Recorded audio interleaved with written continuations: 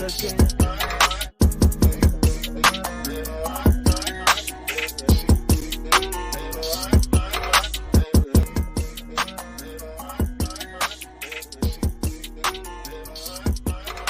many cycles and dynamics, but that is because a woman has unresolved emotions that she needs to fix. The same way men have unresolved But to answer emotions. your question is when I saw my oldest daughter from behind the felony tank window. What do you do, Chris?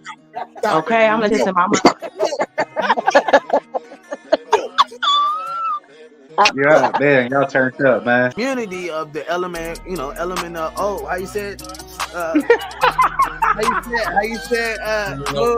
elemental P. Community of the element, element of how you said how you said you gotta make love to the mind first. You know what I'm saying? Once you make love to the mind, you got the body.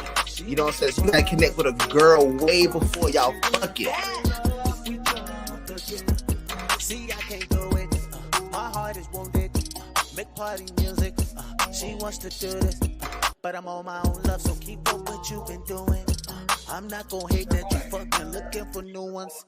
We just some party friends. Yo, we get crazy, yeah, get lit. We can no lit all day.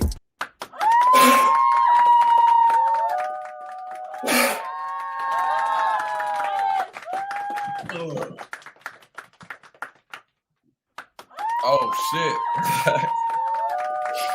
What's up, bro? What shit do, man? Good people. Yeah. Welcome to the messiest podcast on planet Earth. Welcome to Death Row, nigga.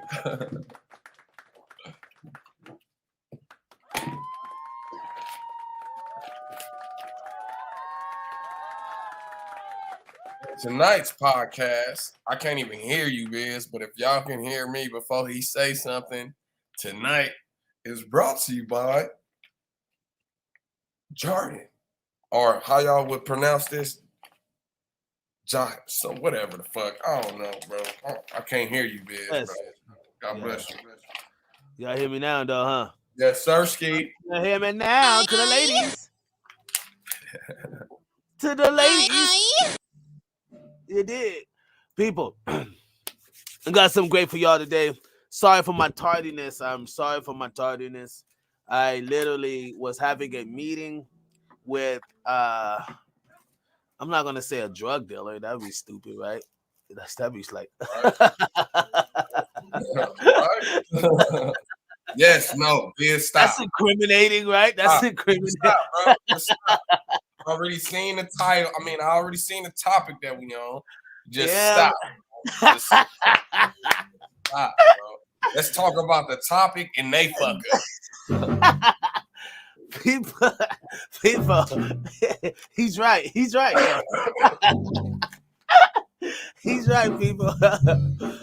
People, we have, if you guys hear wonderful music in the back, that is the band. We are here at Hub City Studios. People, if you got anybody in the Hub City area or in Los Angeles area and they need music production, they need a band, they need a place to practice at, you're more than welcome to come over to Hub City Sounds Production. And yes, I do not own the company over at Hub City. They own themselves. I just help run the motherfucker. All right. But I'm not getting paid for that advertisement. They do not pay me for that. So don't think like, oh, you gonna get some dollars off of this, huh? No, I'm not. I wish I would be promoting like a motherfucker if I was. Look, allegedly drug dealer. Look, you can't go give me a Trump. Me, you can't. See, no, stop, bro. Just stop. Hey, man, you can't. Hey, bro, I'm gonna put in my money. You can't put us nowhere. Hey, look, you can't put me in UK nowhere. We're gonna find some way to manipulate that shit. Hey, we gonna get up out of this shit. You got me fucked up. Shit. I'm gonna tell y'all straight up. I don't believe the American dream is given. I believe the American dream is taken. And that might sound rough and that might sound harsh, but it's taken.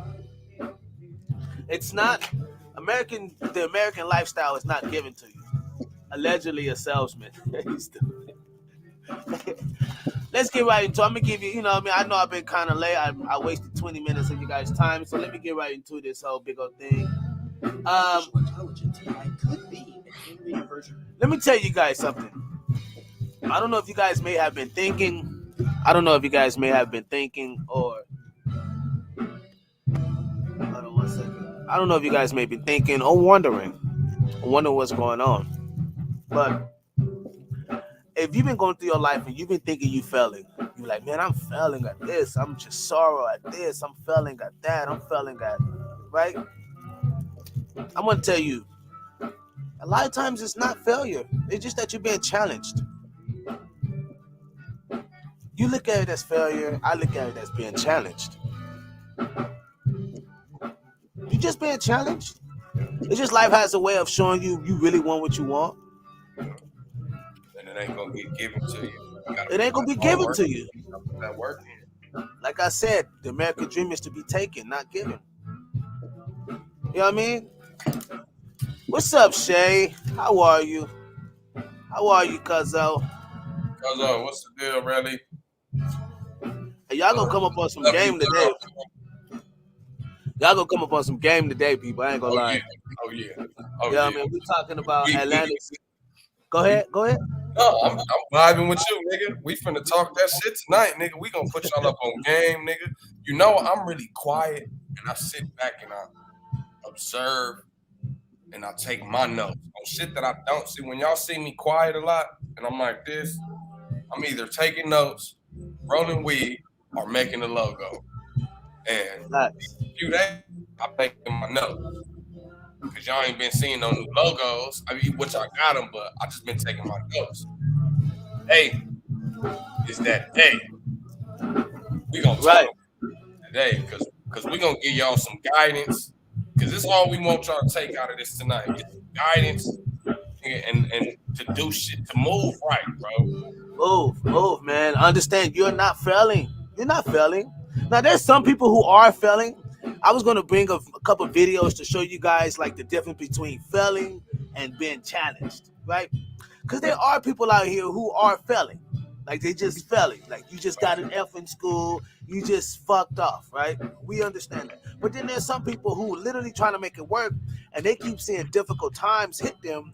And it's like, well, you just being challenged, my nigga. Like you being challenged. You're not being fucking, nobody's saying you're failing. You're being challenged. Being challenged and failing was two different things. Facts. Two different things. So don't look at your life as I'm failing at my life. My life is shit right now. Your life ain't shit. Your life is fucking great. I had to tell myself that today.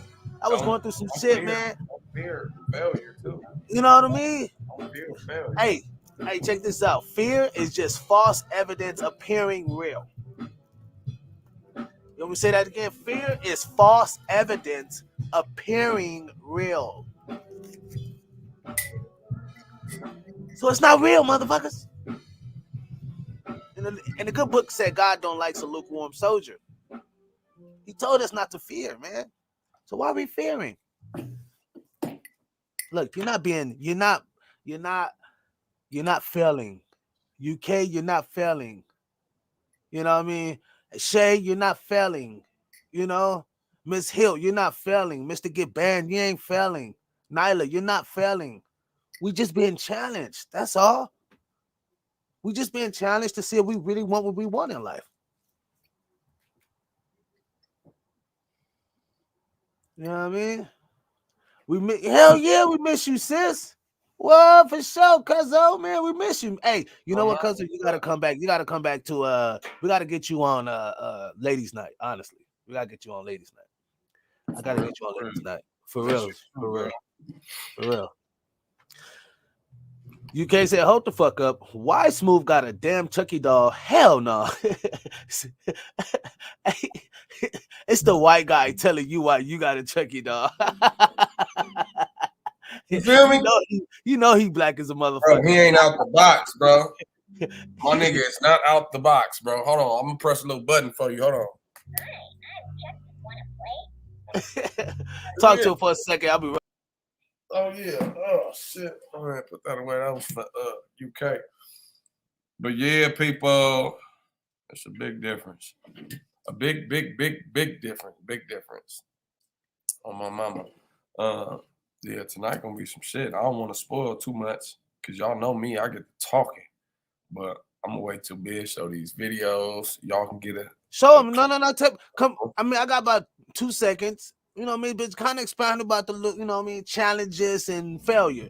You know, if y'all just not tuning in, people, we talking about challenges and failures, right? You're not. I believe I just came up with this today. I was driving, I was going through something in my head. I'm wondering why shit ain't right. I'm talking to my CPA. He's telling me, cool, we're going to get this shit set in order. You know what I mean? I got another business investment.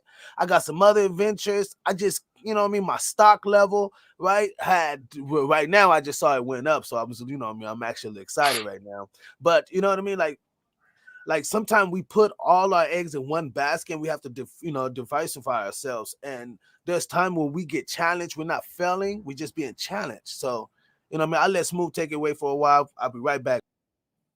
Oh yeah. Life will challenge you. For shit sure. Life gonna have its challenges, especially if you're on your mission of doing something that you set your life on. Like bro was saying, all that shit that bro was saying, he got shit going. So it's gonna challenge him to, life gonna throw them hurdles at you, throw a whole bunch of shit at you. You just gotta keep. First of all, you gotta stay focused. Then your surroundings gotta be straight as well. If you want to put people in your surroundings, but you just gotta make sure your shit's straight. But life gonna give you challenges though off top, and they not failures. Like, don't even look at it as failure. Get your ass up and try again. Shit, don't fail. Don't. Oh, it's too hard. It's too hard. Well, guess what? Somebody else then already did it. Already done went through it. Or got shit is twice as hard to go through than you do. And I always heard that shit growing up when, it's always somebody out here doing worse than you. I'm like, nigga, please, this is torture. No, you get older than you realize it. But life gon' oh yeah. Where that shit at? I already showed y'all the bud, and we gonna do the the run. This shit fire. And it's slow burns. And it's great. Nigga, we gonna get some what's that shit called?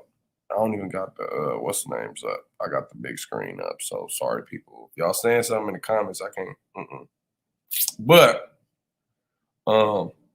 yeah, life's gonna bring you them. I'm gonna go over here though.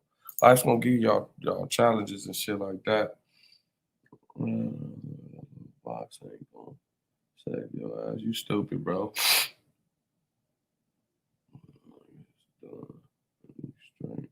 Yeah, like life going. It's if you on some positive shit, or even I'm gonna say, I don't even want to bring. I mean, positive for sure got to be in it, but just in general, just speaking, just life, just if you got something going on, that's gonna better yourself, everything, nigga. Keep doing it, nigga. Just know it's gonna come with some bullshit. Just know whatever you got going on, that's gonna make you happy. That's gonna bring some type of wealth to you. That's gonna just benefit your life and where you're happy. It gotta be bullshit that come with that. It's life. It's a balance. Like everything ain't perfect. It gotta be balanced out, man. Why this shit is not sticking?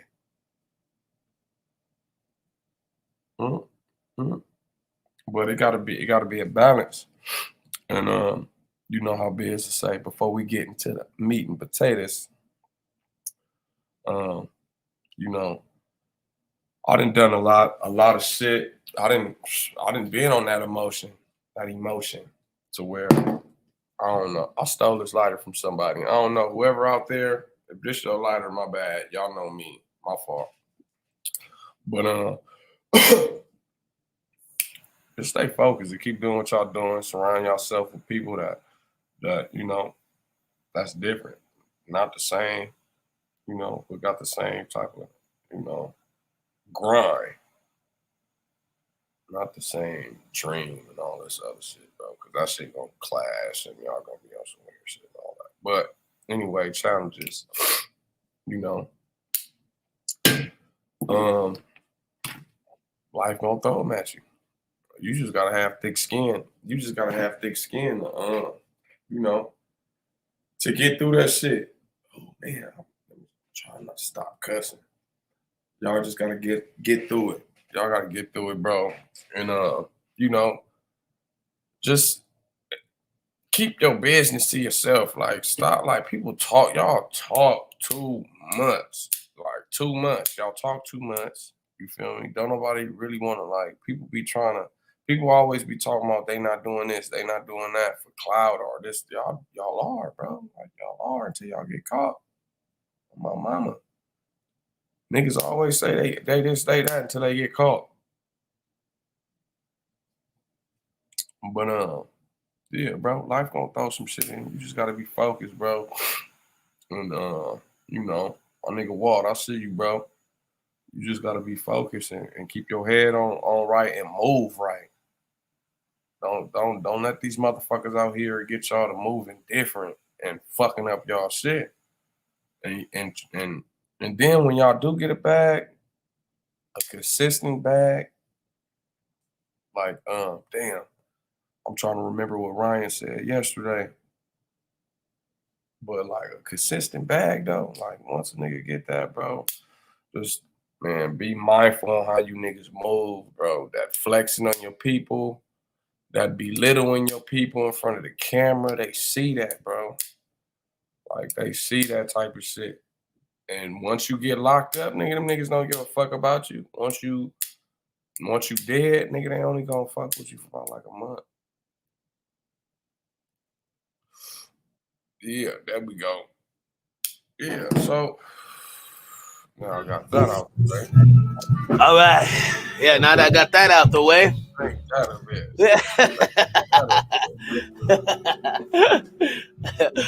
Hey, people. Walkies, I see you in the background. I see you there. But yeah, y'all just gotta, you know, just be mindful on life. Just be mindful on life. And like I said, life gonna throw you challenges. It's just on how you gonna overcome them. And if the challenge knock your ass out, or you got to get back up. You don't want to stay down too long because always remember there's somebody down there that's coming up and trying to either take your spot. Fuck that trying. That's gonna take your spot or surpass you. Yep. So you just gotta have thick ass skin and move right. Facts. Facts. No, that's right. That's right, man. So, people, the reason why I wanted to open the podcast up with that because I was having a little personal, issue where I start feeling like a little weird, like I'm failing in a way, right? I start feeling that way, and I'm gonna be real. Wait. I gotta be real. You know what I mean? Like I'm gonna be straight up real. Like I go through it. You know what I mean? Just because my name Biz don't mean like. You know what I mean? That I'll go through. Nigga, I got to deal with the hardest piece out of everything.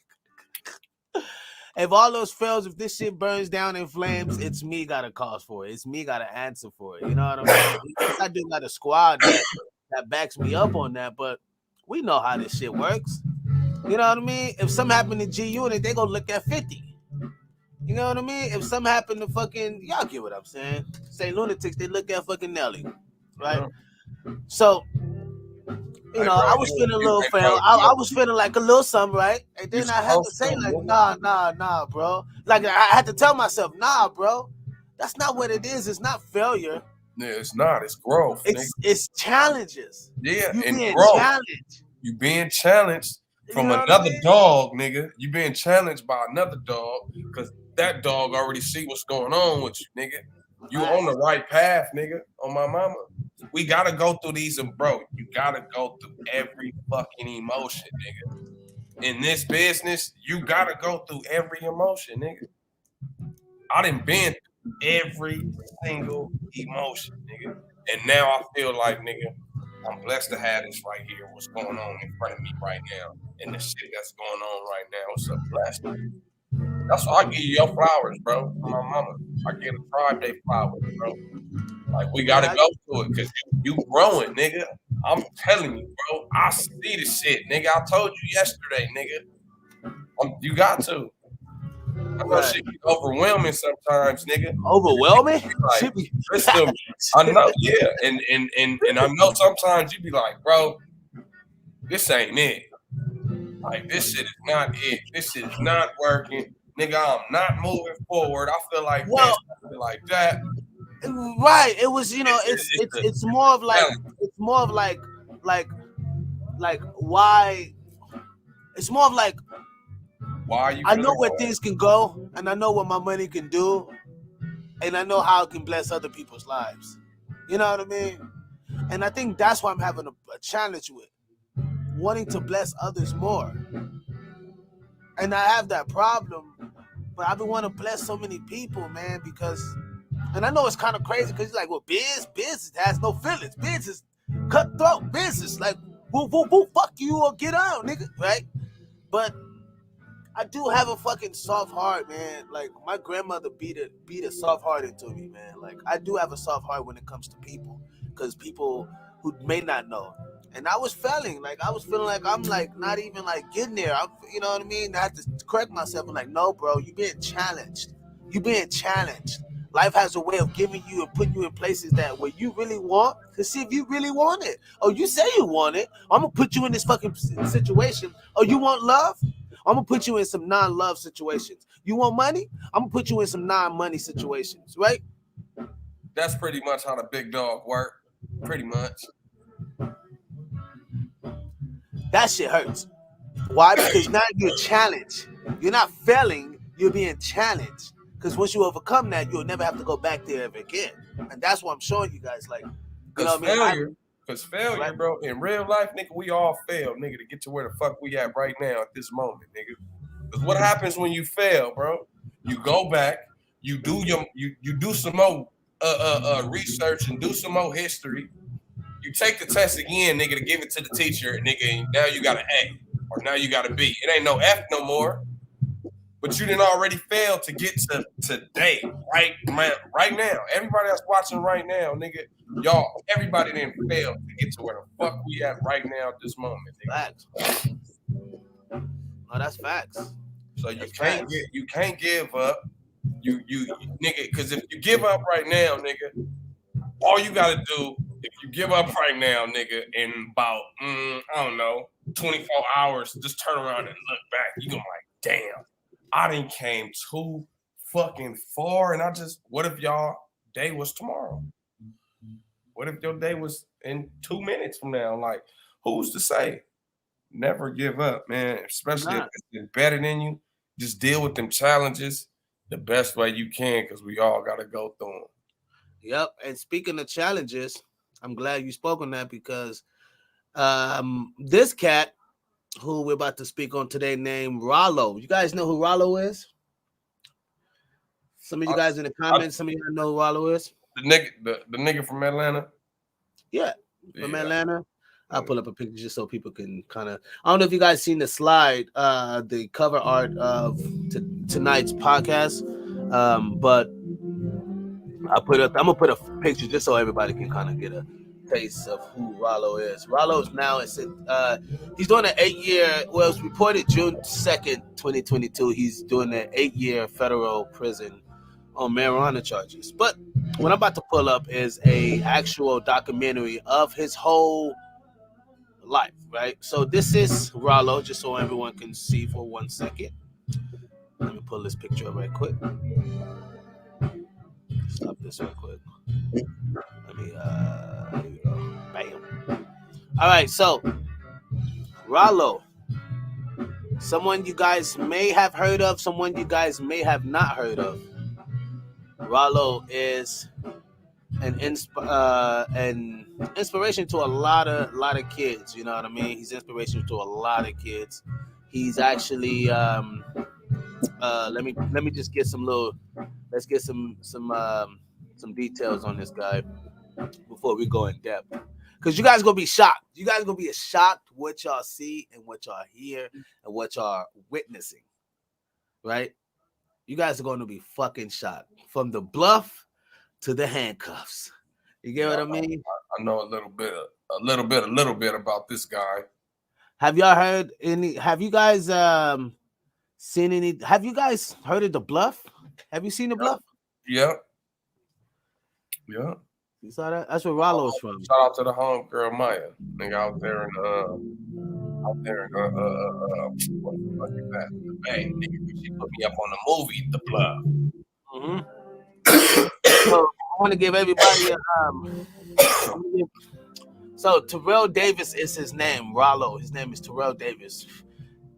Known by stage name Rollo, is an American rapper signed to Gucci Mane 1017 Records via Interscope. So that pretty much there was a sub label up under Interscope Records.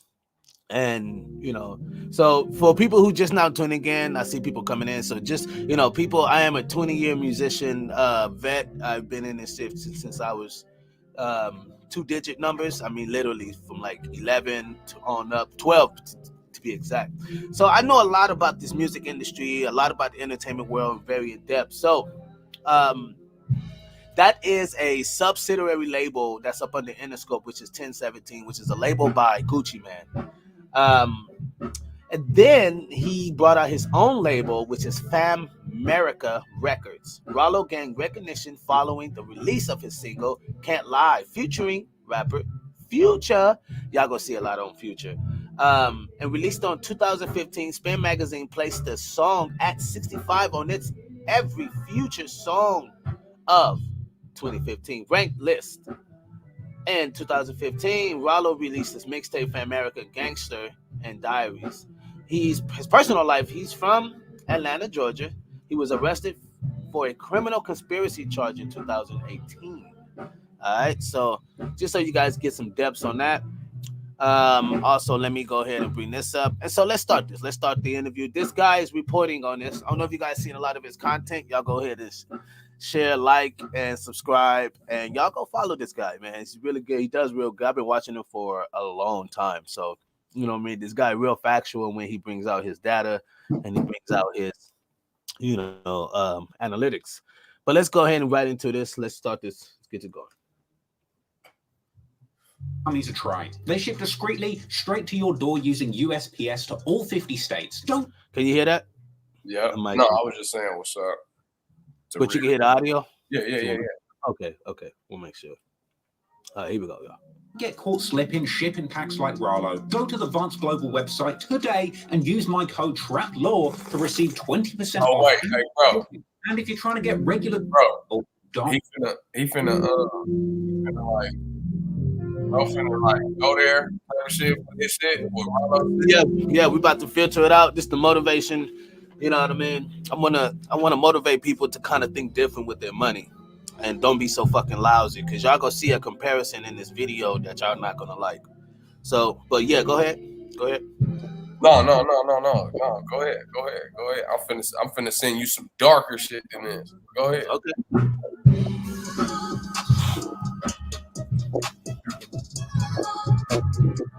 Rollo claimed to have decided to take his career in the rap game seriously after a short stint in prison, telling DJ Booth magazine that he heard rappers talking about moving bricks and killing people, and it was clear to him that they would never tell the dark truth behind that lifestyle. And while he'd been rapping as a child, he began working with Atlanta rapper Young Scooter, who was a childhood friend of his that he'd grown up with, sharing abandoned houses together in the Bluff as kids. Me and Scooter, we grew up together, you know what I'm saying? When he found out I was doing the music, he was doing behind me, you know what I'm saying? And he gave me all he got. Their track Stay Focused would drop on the 3rd of November 2014, and Rollo would continue putting in work and spending money to break his way into the rap game legitimately, admitting to DJ Small Eyes that he knew he would need to spend money to be taken seriously as a rapper. And use your own money and put it behind yourself. I know, sister, you're going to go do no music if you can't put no money behind you. Go get the money and then spend the money on the talent. And he also opened up to Vlad TV. And I'm glad he said that too, because money is something that you guys need to operate in this world, right? Cats want to get in this music industry. Cats want to open their business up. Cats want to do all these great things in their life, but they're doing it without understanding that you need money to do this. Yeah. You know what I mean? So that's, first of all, understand and get your bag. You know, get to the bag first. Because ain't nobody gonna give you niggas no handout. Like, No, you niggas ain't right, working exactly. for it and showing no work ethic for it. Like, ain't nobody gonna give you niggas no handout. Get off your ass and go get to it. Yep, get to that bag, right? Now, I'm not here to promote violence or promote you doing something crazy to get yourself locked up or anything like that. I'm not doing none of that. But what I'm saying, look at this fucking, man, fuck this blunt, man. This fucking shit is bullshit. Man, motherfucker gave me a stale-ass fucking blunt. I would walk up there and beat the shit out that motherfucker. I'm sorry, y'all. My bad. I got. It'll do you right. Damn, these motherfuckers gonna give me some bullshit. What the fuck? This shit is fucking stale as a model, man. I hate that shit, bro. I don't want to walk up there and slap the shit, man. No. That's 50-50, bro. Because it be on us too. Because we need to check sometimes. But sometimes I'm expecting, man. God know who I am. This nigga know how I like my shit. This nigga ain't stupid. Bro, you was supposed to do the thumb test, bro. I know. I did do the thumb test. I fucked up. That was my fault. You supposed to do that. I didn't do the thumb test. You got to do the thumb test, Biz. Come on now. Hey, what he say? Biz, you been smoking since you was 2. You been smoking since you. You know how this shit go? Yeah. You know how this shit go? You playing. Shit. But yeah, good people, you need a bag behind anything. Like anything that y'all want to come up with, y'all need a bag. She said that was a whole commercial Biz thumb test. On me. Hey, don't trip. We'll rewind it, chop it up, and put it on. We advertising right now. Don't put it on the gas mask tribe. Yeah, I mean, we're gonna have them gas mask raps all day. You know what I mean? Tribe raps. Don't play. Don't play. Who told outright that he had sold drugs to fund his rap career. And then is that he'd grown up with sharing abandoned houses together in the Bluff as kids. Man, we grew up together.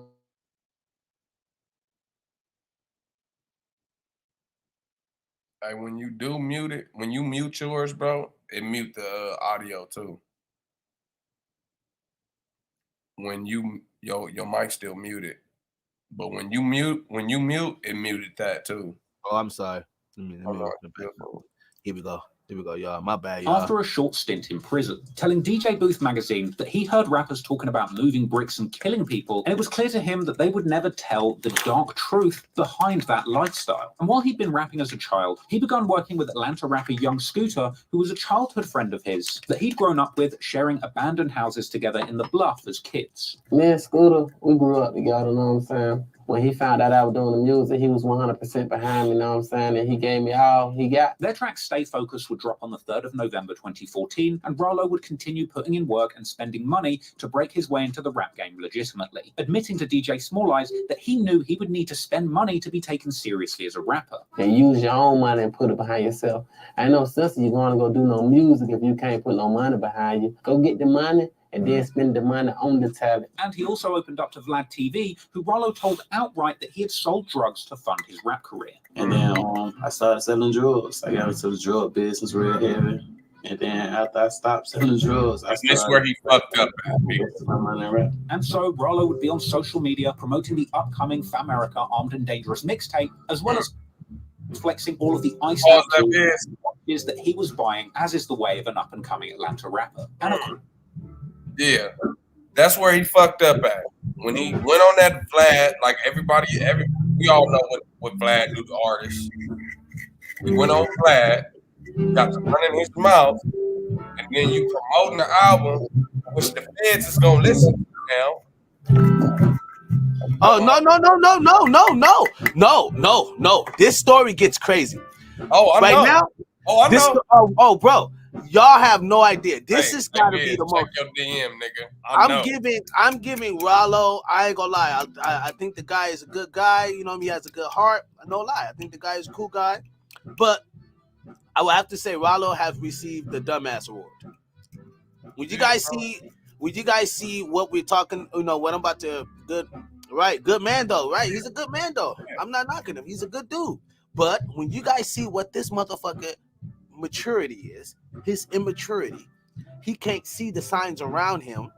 He don't get it. Like it's kind of foul. It's kind of foul, and you would think that a man that will make this much money will be able to finagle his shit a lot different. But let's keep going. Or have some common sense. But go He'll ahead. have some common sense. Free Thug, nigga. Free Rollo, too. You feel me? Their next track for show dropping on January the 26th, 2015. And it would be Rollo's friendship with Scooter that would ultimately connect him with his breakout collaborator, Future, with Rollo admitting he was only able to befriend Future initially by showing off his expensive jewelry. I first met Future. The reason why we even started conversating was about the jewelry. I got the damn jewelry, and I was able to talk to Future.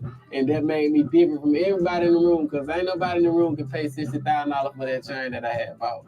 Of course, motherfucker. Of course. I literally want to ask y'all, who is not gonna notice you when we in a room full of niggas and you're the only one able to put up 60 bands for a fucking watch? Of course, motherfucker gonna be like, yo, who is you? Yeah. Who are you? Hell yeah, we can get on this record. That was an attention move, nigga. That was a very attention move. Like it was what he would look at as network, the way he wanted to network. That's what that was. I want y'all to see that all the good rappers, all the good entertainers who are good, who don't have the finance to put themselves where Rollo did, right? Because they're not willing to, go sell dog food, right? Oh, y'all think I'm talking about dog food, huh? You think I'm really talking about dog food? Oh no! I know that dog food you talking about. Oh no! I ain't talking about dog food. I'm talking about dog food. Would tweet publicly in March 2015 saying that him and Rollo have a hit record coming, with Rollo and Future's big collaboration called Can't Lie dropping with a music video on May the 4th, 2015. This song would go on to be a street hit, today sitting with a view count over 7.5 million views. And despite having been rapping since age 11, this would be Rollo's first big break in the mainstream rap industry. He'd allegedly paid Future $25,000 for the verse, later claiming in an interview that he was coming out of the streets and wanted a hot rapper on his first big song to get his career popping. I was looking for a singer, and I couldn't really make me a singer myself because I'm not really a radio artist. You know what I'm saying? Most of my music is street music. You know what I'm saying? Because I came from the streets, and ain't nobody right now better than Future right now. You know what I'm saying? He about the hottest artist in the industry right now. You know what I'm saying? School to put it together with me for me. Can't Lie was from Rollo's debut mixtape, Famerican Gangster, releasing on April 10th, 2015. Now, we know that Famerica is the name of the gang that Rollo and his friends were part of growing up. And once Rollo's rap career took off, he would incorporate this name, Famerica, into countless songs and mixtape titles. But in an effort to cover his back, in a May 2015 interview, Rollo claimed that Famerica wasn't a gang, suggesting instead that he had repurposed the name to start a foundation and community outlet in his local area. Famerica, man, where did you come up with that name? It was a group of individuals, like 4 or 5 of us at the time. You know what I'm saying? We started at a young age. We were like in the 7th or 8th grade. Mm-hmm. And you know what I'm saying? It started as like a military gang or whatnot. You know what I'm saying? And due to the fact I've been through a lot right now, and I went to prison and things that matter, and we have made it out a little foundation for the youth. Okay. You know what I'm saying? We're trying to give back family in America because we lost what we had in the first place. Right. With like Martin Luther King and Malcolm X and the people that built things up for us. You know what I'm saying? I'm trying to go back to that. And by July 2015, despite having only had a couple of months being a popping rapper, Rollo is seen driving around in Lamborghinis and later posting on Instagram a picture of himself with the caption saying that he went from the back of cop cars to the back of private jets. For the next minute, he's driving around in a Rolls Royce, and it truly seems like the money is never going to run out. But Rollo is making his way into the mainstream rap industry and putting in a lot of networking too. He was seen posted up with the likes of YFN Lucci, Young Dolph, Young Jeezy, Future, and Young Thug, as well as being seen doing numerous interviews during his come up, like the DJ Small Eyes interview, where he openly says that he made millions in the street and bought everything he has with drug money, and that he's a fam goon to the core. They made millions out the street, you know what I'm saying? Made millions. I bought all this shit drug money, man. No, don't do that, Rollo. What are you doing? I ain't gonna lie. No, you right. DJ, DJ King, 202. Like, you right. I mean, it was over some bud though. You feel me? Like, it was just over some bud. It was over some weed. Like, bro, for sure coming home. He for sure gonna come home. The thing is this, bro. Like, I'm still dissecting this. I want you to stay to the end of this Rollo trip, because I'm gonna filter it out for you, bro. Just hit the like, you feel me? Subscribe, you feel me? Or just vibe, nigga. On my mama, just keep the comments going. But I got you. On my mama, I'm a yeah. That's fact. But why are we putting ourselves out there? Yeah, you feel me? That ain't nobody's business. You feel me? Like, in real life, it ain't nobody's business. If niggas want to stay millionaires, nigga, act broke, and it ain't nobody motherfucking business. I tell you this, look. She said that's one thing about old school. We didn't have that. He said, "Yep, you are right." And that's the problem. That's the problem, really. Like, my morals and shit a nigga stand for is that old school shit.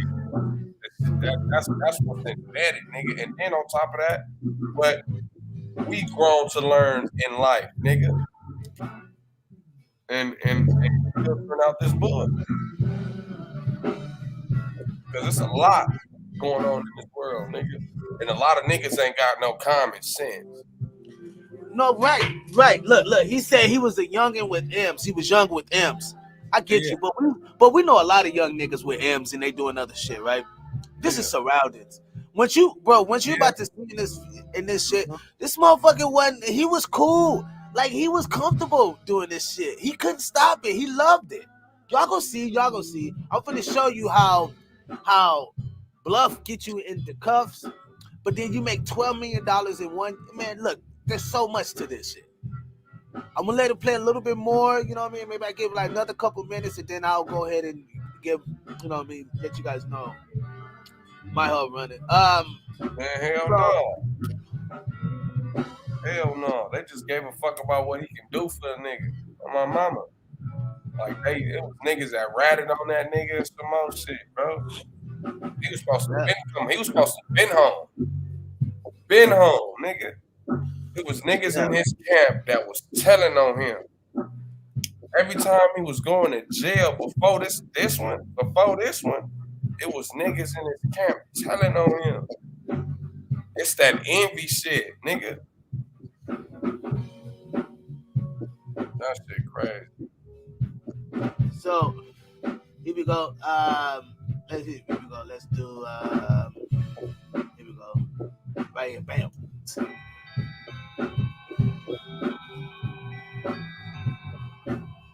Moving into 2017, Rollo was clearly doing well for himself, being seen on social media showing off $1 million in jewelry and counting wads of money in the Waffle House. But on the 12th of February, Rollo gets a big career W when it's announced that he is becoming Atlanta trap legend Gucci Mane's latest signing, joining Gucci's 1017 Eskimo record label. And the very same day, Rollo would drop his next mixtape, Famerican Gangster 2, coming with appearances from YFN Lucci, Gucci Mane, Future, and 21 Savage, including a track called Young N-Word featuring Lil Uzi Vert, Lil Yachty, and Young Thug, with all of these announcements and releases apparently coming on Rollo's birthday. And this was a big day for him. He was seen on Instagram receiving an iced out bone cake that says, "Happy birthday, Mr. Dog Food."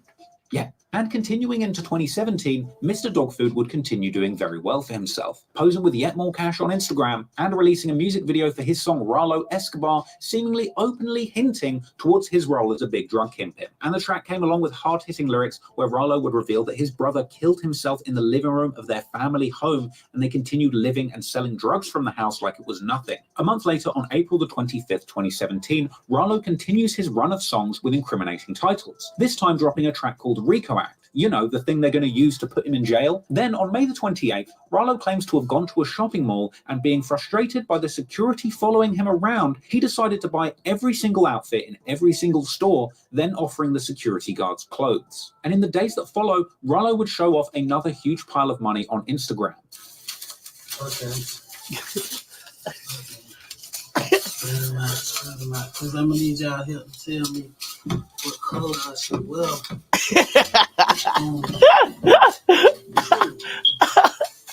I really like the blue on the suit, OG. I like it.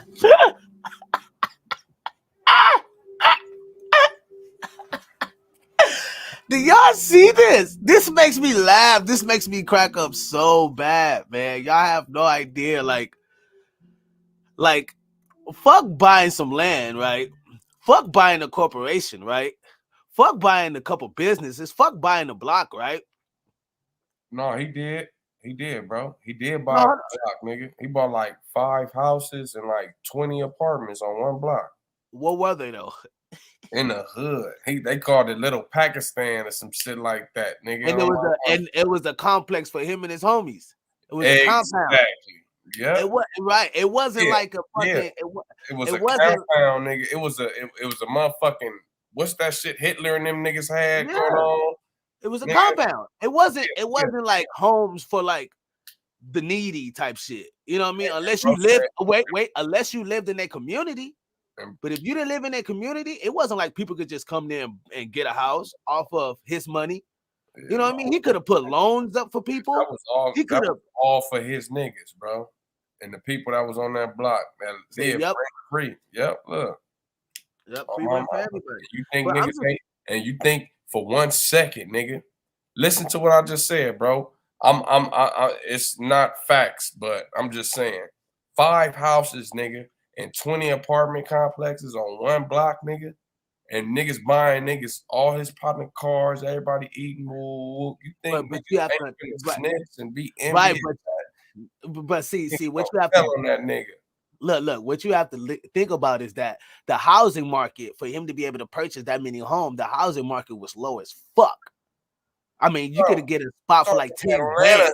We talking about Atlanta, nigga. And we talking about the Bluff in Atlanta. Of course, even cheaper. Like 10 bands, you can get a house. Cheaper. 10 bands, more like $4. Oh me. No disrespect. We just talking about property. You feel me? Yeah. LA, you know, it's a big difference. I look at the pink on the pink. Pink on the pink kind of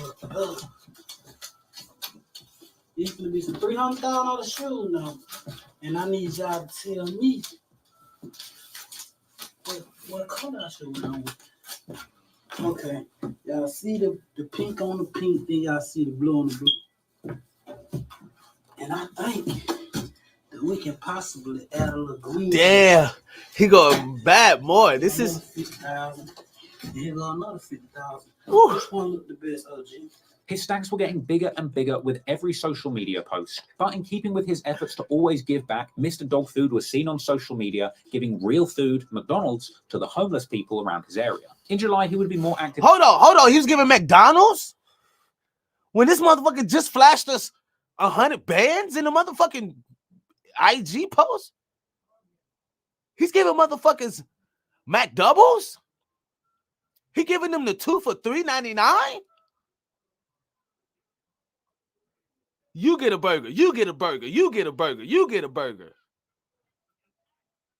Where's our value, people? This is not just Wallow. This is a lot of us. This is a lot of black men who don't grow up with no type of vision of how to sustain themselves.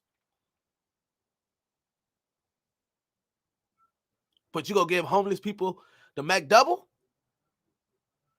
The 2 for $3.99? You muted, big bro. What Biz like to say? I'm gonna play devil's advocate. Look, bro was giving back though, some type of way. I don't care what it was. We just in this part of the video, but it's a whole nother video that I've seen, but we ain't filtering that out yet. But right now, I'm gonna just another say, video. He got a fan. I'm gonna tell you now. There's another video where he's throwing money out to the homeless, and they running around trying to they're picking money off the floor. He just throwing it out there, and they just picking money off the floor like some scavengers. And I'm like, bro, why you just couldn't hand them the money? Like everybody get in the foul line. I'm gonna hand you guys $100 each. You get what I mean? That's free tax write-off. Hey, really, I feel you. he was still giving out. Yeah, he was feeding niggas. He was feeding. He gave them some food to eat. That's cool. I'm with that. You know, I'm with it. She said the best he could.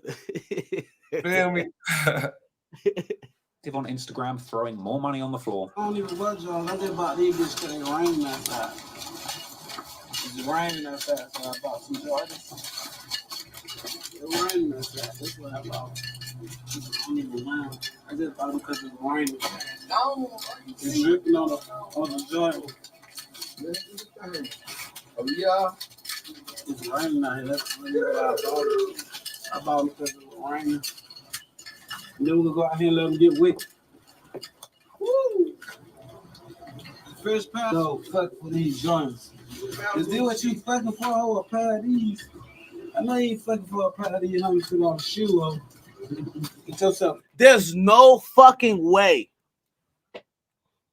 There's no fucking way that me personally,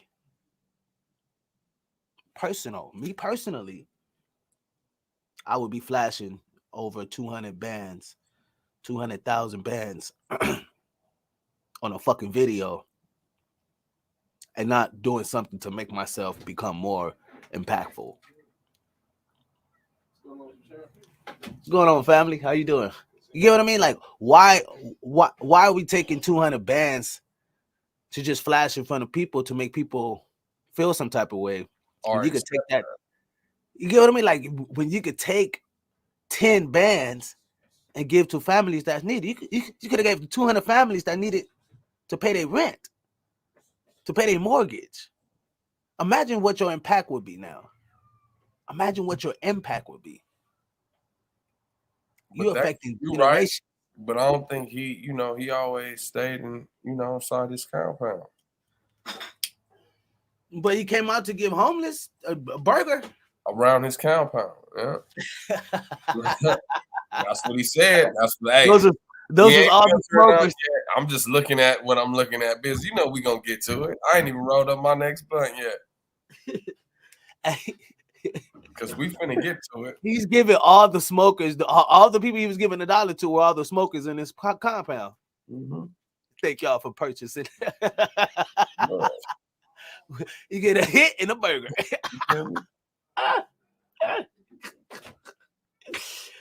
Oh shit. Oh yeah, you're right. Because the following week he returned to social media with a message for Google regarding his net worth, which he said is listed on Google way lower than it is in reality. Hey, I just looked on Google. They stated that my net worth is $500,000. My nigga Rollo Mouth, nigga, this shit certified cartel shit. Plugged in with the cartel. You goes from the left side to the right side. However, on December the 30th, 2017, Rollo would post an old picture of himself on a plane with the table full of money again. But this time, something's different, because this post came with a caption where Rollo says that he's done with all of this flashy stuff and asks, what's next? Perhaps Rollo knew that his days on the streets were numbered, and this post was a last-minute attempt to change direction and protect himself from an eventual downfall. Or perhaps he truly had made so much money and brought everything he could possibly want, he was truly looking for a new challenge. Or perhaps he knew that deep down, the jewelry, cars, money, and planes were over. Because the unfortunate answer to the question, what's next for Rollo, would end up being, rather predictably, prison. Here it comes.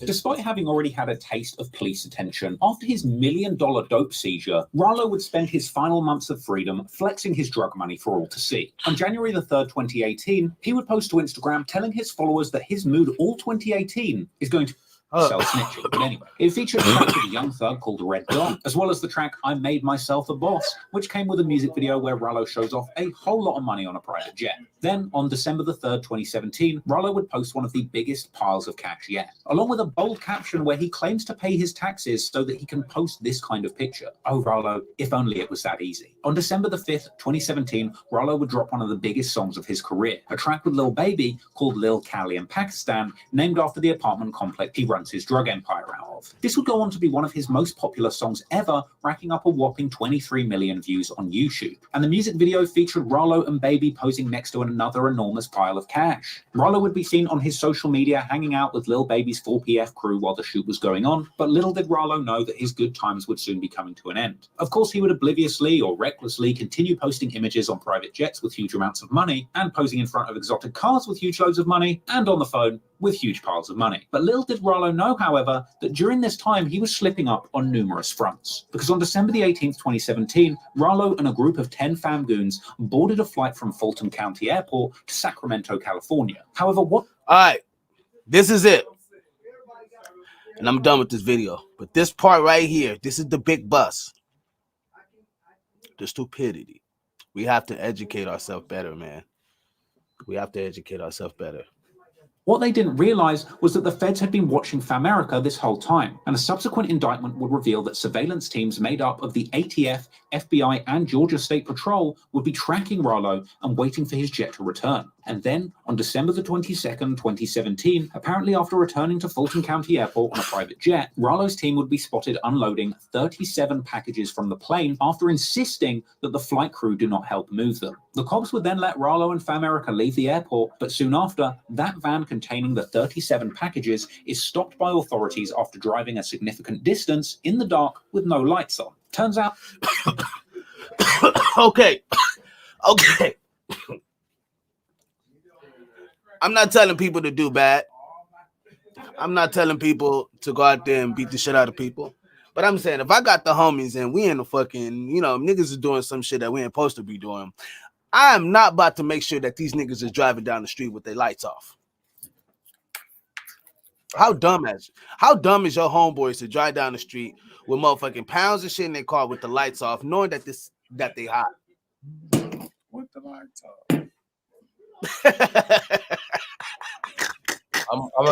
Who does the come on, people? I'm gonna wait to the video. To use your fucking brain. What are we doing here? They wanted to draw attention to themselves, right? I want to talk to his fan that's in the locker room on this video. We only know them codes. Facts. So let's keep it playing, but that van was registered to Rollo's address, and when the cops approached the van, they noted a strong odor of marijuana. Rollo's team would be spotted unloading 37 packages from the plane after insisting that the flight crew do not help move them. The cops would... So let's break this down. They're moving 37 packages, insisting that the flight crew don't help them. Some of y'all would just let that move pass by y'all. Break that down. 37 packages, and the squad is like telling the flight attendants, do not move these packages, we'll move them. Why? When y'all normally let them move, I'm gonna wait. Again, I'm gonna wait. I'm just saying. When now you moving different? You moving different. What? Yeah, all right. The team saw that Davis and the other passengers transferred 37 packages wrapped in white holiday paper from the jet to the Anchorline van. So, an employee of the charter company spoke with Davis and offered to help unload the packages, but the passengers declined his help. 3 passengers got in the van and drove away. Davis and the rest of his passengers left in a Sprinter van. Would then let Rollo and Famerica leave the airport, but soon after, that van containing the 37 packages is stopped by authorities after driving a significant distance in the dark with no lights on. Turns out... The fuck? Remedial as fuck. Oh my god. What the fuck? Niggas shouldn't even be high, drunk, or anything if that's the excuse to even be like, we're gonna drive with the lights off. With the lights off. After telling motherfuckers don't touch these bags, we gonna move them. Or y'all already moving weird. Now y'all got weird ass energy in the. All right. It's stupid. I would have honestly, if that ever happened, I would have fired all the homies. I was like, y'all niggas gotta get the fuck on, bro. Y'all, it don't take. It's not rocket science. It's not rocket science, right? Yeah, y'all gotta get the fuck on. I'm sorry, cool. I don't fuck with you niggas no more. Why would you fucking drive down the fucking anyway? Like what? Get the Man, fuck out of here. Man, niggas ain't watched Snowfall, nigga, or took some motherfucking notes from that. You know what it probably is? Like they ain't from South Central, because we immersed in this shit. We came up when the shit was like when the shit was passed on, and the older ones taught us how to move. You know what I mean? Like you move, even the dumb ones move a certain way. Like out here, when you born, dumb ones move. Oh, when you from like California, LA, you know what I mean? It gets like that, you know what I mean? But I'm not throwing shade on anybody else, but. Yeah, y'all get y'all money how y'all get it. Right. We for shit sure, I'm standing on this. We not finna drive down these LA streets with our lights on. No time. Hey, you either gonna get bust at or you gonna get pulled over. Yeah, that's it. That's it. Them your only two options if you're not going from across the street to across the street, like in your driveway type shit. Yep. Two options: bust on or get pulled over. It ain't rocket science. For real. He said he'd be right back. She said exactly. Let's keep going. Oh, matter of fact, and if the motherfucker registered to me, if it's registered to me, and you motherfuckers are driving a vehicle that's registered to me. Matter of fact, why is the vehicle registered to him? Why he didn't have the shit registered to his company? That part. Why the LLC didn't? You got come on. You got you making $12 million. I seen that nigga. His that Sprinter van that they talking about. Right. Then he had one. I hope this not the one. I would pray and hope it ain't the one. But I seen one where he got his name on the side of that motherfucker. So No lie. I always said this. I understand that you gotta put the name on the map, right? Mm-hmm. So I always said this. Mm-hmm. I always said you will see a gas mask van. You'll see a gas mask spinner. Look, check. Go ahead, bro. But you wouldn't. But that motherfucker wouldn't say Dirty Harvard, J Smooth. It wouldn't say. It would just be a gas mask. It just be. You wouldn't know who the fuck is in there. Big ass gas mask, nigga. Right. Big ass thing up, nigga. What are you talking about? Right. That bitch said tribe, nigga. Tribe only. You hear me? When they see that motherfucker say tribe, they know exactly. Okay, we know who that is, right? Who's tribe? Don't know who in it. They don't know who in the car. It's just a them. It's just them, and this shit ain't registered to any of us. No, come on, that's stupid. That is fucking stupid. Oh, my mama, dumbest shit ever. And then on top, and then you getting blurred, nigga. You didn't been, man. Let me finish it. We're gonna finish it. We're gonna go into the after hours and really go crazy on it. To Rallo's address, and when the cops approached the van, they noted a strong odor of marijuana. Looking inside, they would find 520 pounds of weed worth an alleged $1 million. Rallo himself. Hold on. No, it wasn't 100 pounds. It wasn't 50 pounds. That motherfucker was 520 pounds of marijuana. Man, $1 million. $1 million on your head. And you think the feds ain't gonna catch that? On top of you moving different. He said, nah. The van is me. They're not gonna catch me in the van. They're not gonna catch the name registered to me. Well, it's my not name registered on the side of it. Yeah. And everybody on this motherfucker wearing my logo on their chest. G-Pops, he had $1 million in the fucking van, right? 520 pounds of that good, right? $1 million in the van, car registered to him, van registered to him, and all of that, right? But they weren't gonna catch him because they couldn't still prove it was him. And then the motherfucker puts a post on IG talking about the shit. Saying I lost $1 million in 36 and I'm still up. Oh my God. That dumb shit. It's over with. Dumb. That was a dumb move. That was stupid. Why would you do that? Like, it's certain shit that you say, certain shit that you don't. Bro, this internet shit got people minds fucked up to where they think it's okay to tell motherfuckers they business. That's how niggas get fucked over. And you get football numbers. Because it's niggas that's gonna be telling on you, and then you not moving right. So all that shit, man. The homie said, they think it's not real life. You hear me? It's virtual reality. Bitch, this is life. Real, man. All right. Keep playing. Hey, Bitch, this is life. Wake your ass up. I'm going to say this. Like, share, and subscribe. But play with life if you want to. Play with life if you want to, nigga. Self isn't actually there at this point, but all of his goons are caught in possession of drugs and matching Famerica merch in nearly every bag in the vehicle. And just the fam, no, don't tell me that the weed was in the merchandise bag. Oh my God. Come on, bro. So look, let me get this straight. Hold on, I gotta talk to the fan. Hold on.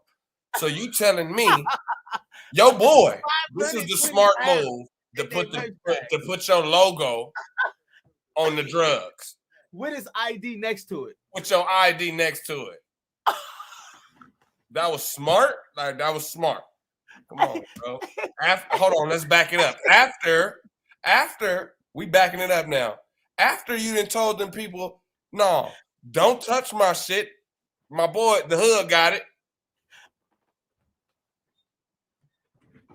Come on, bro. Niggas is already snitching. Niggas already telling on you. And then you moving weird. No. Smooth. Right, take that back. Niggas ain't snitching on him. He's snitching on his fucking self. That too. Niggas ain't snitching on him. The car's registered to him. We just sped up some shit. Personally. But it's for sure. Like how they got this name right here. Look, like how personally. Bro, it's some paperwork. During the inventory of the that video I sent you. The Ecoline van, agents recovered personal property and the identification cards inside luggage where the marijuana was found. Identification documents for Terrell Davis and Williams Rhodes were all found in various bags adjacent to where the 37 packages of marijuana were recovered. I wanted to give him, there's this new thing I'm doing, people, that I'm bringing out. It's called the Dumbass Award. And Rollo, because of this case, you know what I mean? I don't charge it to him personally, but I charge it to this case and the ideas and what took place. I give him the Dumbass Award.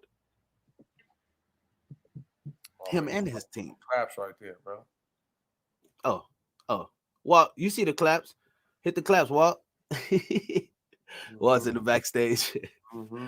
But for real, you know what I mean? So, like, anyway, let's keep going. Measure, Rollo's personal ID was also found in a bag next to all of the bags full of weed. The bust in itself is insane, but what's more crazy is what happened next, because Rollo wasn't in the van that got pulled over, and for the time being, he would get away. But instead of lay low and keep his big mouth shut, just the very next day, Rollo would post an image to Instagram along with a caption saying that he just lost $1 million in one go, referring directly to the $1 million in weed that the feds had just seized from the Fam Goons van. I mean, how? Hold on. So check. Look, I want to break this down as an entertainer-wise, right? Give you guys an entertainer perspective, right? Along with a caption saying that he just lost $1 million in one go, referring to. All right. This was when I gave him the Dumbass Award. I was cool. I was cool until. Bring them claps in. Every time he say Dumbass Award, the claps go down.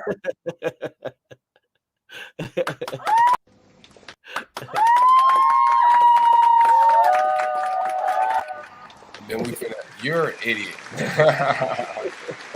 You're an idiot. But for real, that's when I gave him the Dumbass Award. Like, bro, really? bro. Nigga, You know how to sell dope. You know how to rap. You know how to eat right. You know how to work out. You know how to do all these other great things. But can't use your motherfucking common sense. Like, it's cool how niggas do they shit. That's cool. But it's like, niggas ain't knocking how niggas get a bag. Niggas is like, bro, niggas got common sense to stop moving retarded, doing dumb shit. This was dumb. This was dumb. Niggas don't need to run a social media with shit, bro. Because it's only two things. Nigga, either somebody don't give a fuck, nigga. Somebody might give a fuck, and you got the police on your ass. Facts. Facts. Oh, hell no. Oh, hell no. This is crazy, people. I Free Rollo, though. Yeah, free Rollo. It's just weed. Hey, Rollo, when you get out, man, we need to have a conversation, bro. Yeah, we need to talk Like, about we need to really talk about this. We need to have a conversation, bro. Somebody, if y'all know where Rollo is, y'all can get to Rollo. Send him a clip of this. Show him, look, Biz put his face on the side, and he wants you to know exactly who he looks. Or you know what? Find this information. It's me. Clip it. You know what I mean? Do a motherfucking screenshot, whatever, so you can see the little wording that's there. Like, Rollo, this is the dumbass award I'm giving you, bro. Oh, hell no. Oh, hell no.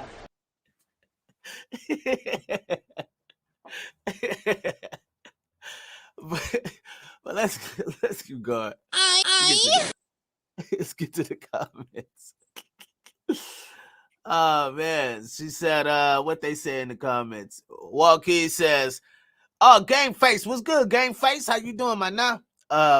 Walt says, and the dumbass award goes to Rollo, the dumbass. I mean, Fam Game.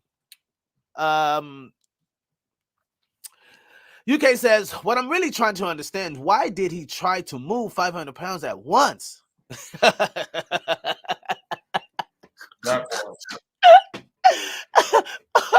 Nah. Fuck everything else, right, UK? We just trying to figure out why would you move that? Karma says, that takes the cake. That was dumb as fuck. Right? I'm telling you, man, this is crazy. Riri says, what the hell? Riri says, this is your brain on drugs.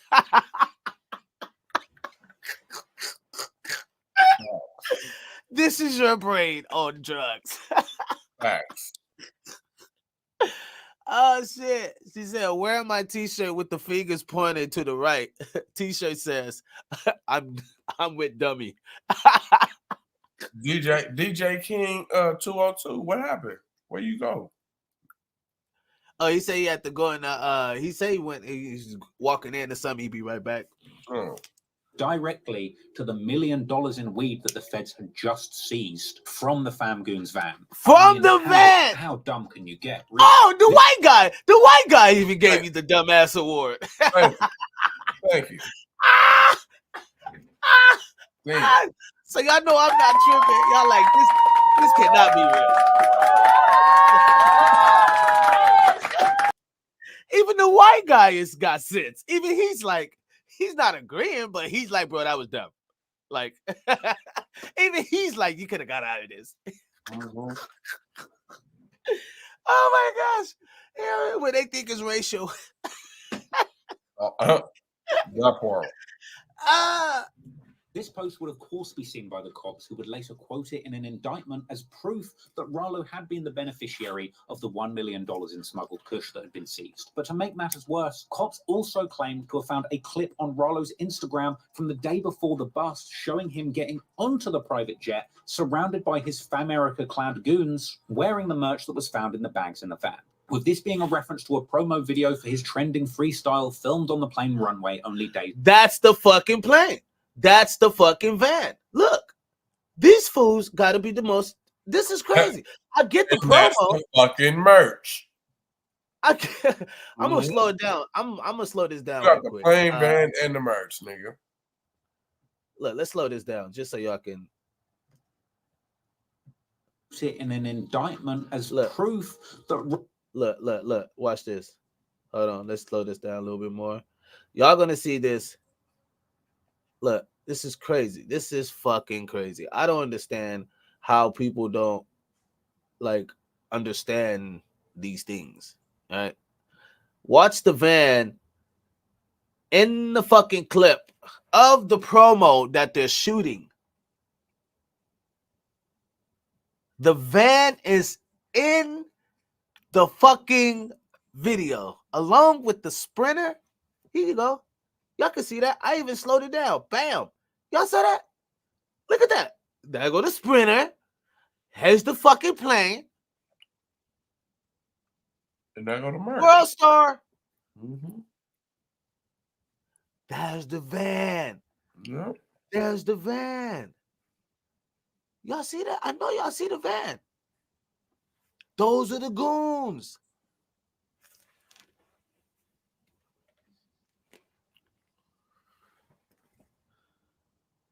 This shit fell in their hands.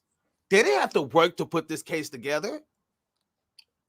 You didn't even at least let them niggas work, bro. Damn. You didn't even at least make them work for it.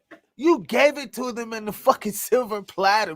Fucking silver platter gold. Come on, what the fuck? This is nuts. Now, I get it. But why would you be doing this and then put the fucking video inside a promo video on World Star? And that's the same fucking car, the van, vehicle that got the drugs in it. So what we're looking at is the van with the drugs in it. So we're looking at 520 pounds inside of a van. And the goons is... Oh my God, you can't make this shit up, bro. Movies wouldn't even do this shit. This shit should be in a fucking fantasy film. UK said, nigga, them niggas thought they was in GTA 5. GTA, right. They thought they was in GTA 5. Damn. Come on, people. I'm filtering this out from an entertainer's perspective. This is the type of shit we sit back and we be looking at. We be like, look at these niggas, bro. I mean, y'all niggas been out. Woo, woo. Like, y'all gotta understand when that whole Nipsey shit happened, you know how many rap dudes was in the back office that was talking to each other like, yo, y'all gotta tighten up shit. Kick them niggas out of here. Like, niggas was just starting to move different. Y'all don't see it. The public don't see that. We do, because we're going through it. So I'm just giving you guys like a real insight of how we look at things, how we would take and be like, you know what? You get what I mean?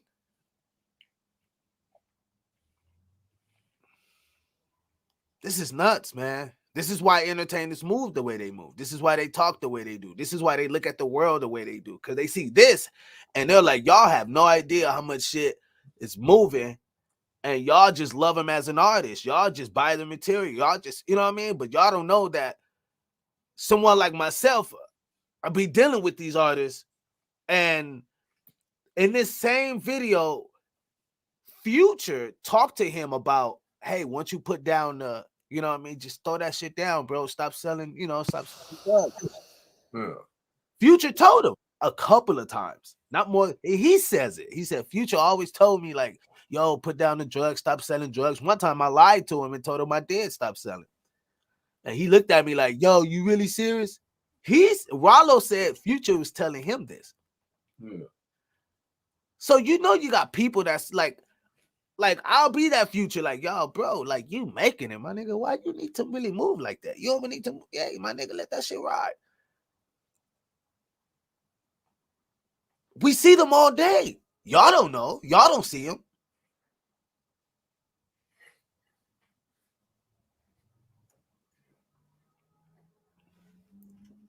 This is something that y'all got to be aware of.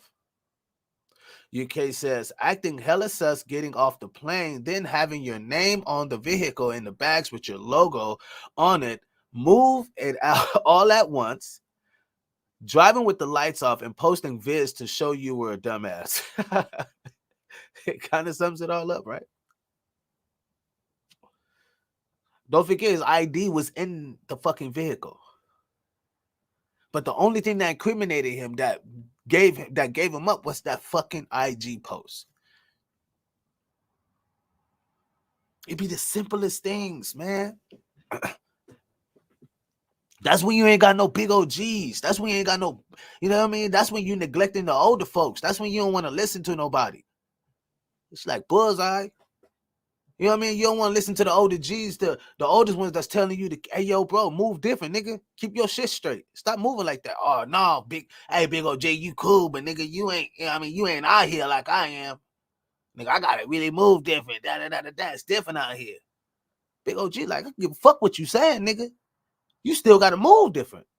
Cause them boys is still watching. The game still goes. It might look different. Hey, shit, the chicken wing might not be dark as it was years back, but the chicken wing still tastes the same, nigga. The rules apply. They got more sophisticated. You think you got more sophisticated, little nigga? These niggas got sophisticated. I was watching a video where the OGs was like, nigga, we was busting at each other, nigga, full blast, busting at each other in the middle of the street. Broad daylight. And the same OG was like, nowadays, you don't see that. They got cameras everywhere. I mean, niggas will do it, but it ain't like it was back then. Niggas was at Compton pulling drive-bys on niggas, broad daylight type shit. Niggas was going at it. Like, it was different back then. So, what you think the feds and the fucking police department, all these motherfuckers that got all this big bread, right? The government is bailed out on big bread all the time. So, of course, they got sophisticated. They start getting on that ass. They start coming at you little niggas a lot different. And y'all thinking, oh, the big OGs don't know what they talking about. So, woo, I'm going to just move how, yeah, I respect him for who he is, but he ain't out here like I am. It's a young niggas world. That same OG will slap the shit out you because a lot of you young niggas is quick to pull the trigger. Y'all can't take a head up fade. That's the difference. Shit, my son could pull a fucking trigger. That's the difference. Y'all gotta start listening to your OGs. Rollo didn't have no OG, man. He didn't have nobody over him that was telling him, like, yo, you know what I mean? Like, yo, keep your shit straight, Rollo. Don't be doing this weird shit. He didn't have no OG, man. Y'all gotta understand, like, y'all need OGs, man. Yeah. Rollo lost his. Hey, bro, niggas need to listen. Niggas need to listen, bro. Fuck fuck all that. I ain't gonna say fuck the levelment, but niggas need to listen. Rather if it's older, younger, niggas just need to listen, bro. Because if it's something that keep repeating itself, nigga, change how you doing shit, nigga. Facts. Like that shit crazy. Like that was dumb for niggas to be moving like that, bro. And like Future was telling his ass to stop. Yeah. There he was. I mean, he built a relationship with that nigga too. Shit. Nigga, give me 25 bands, nigga. Yeah, we gonna become, nigga, what else you want, nigga? Well. So, people, I was like,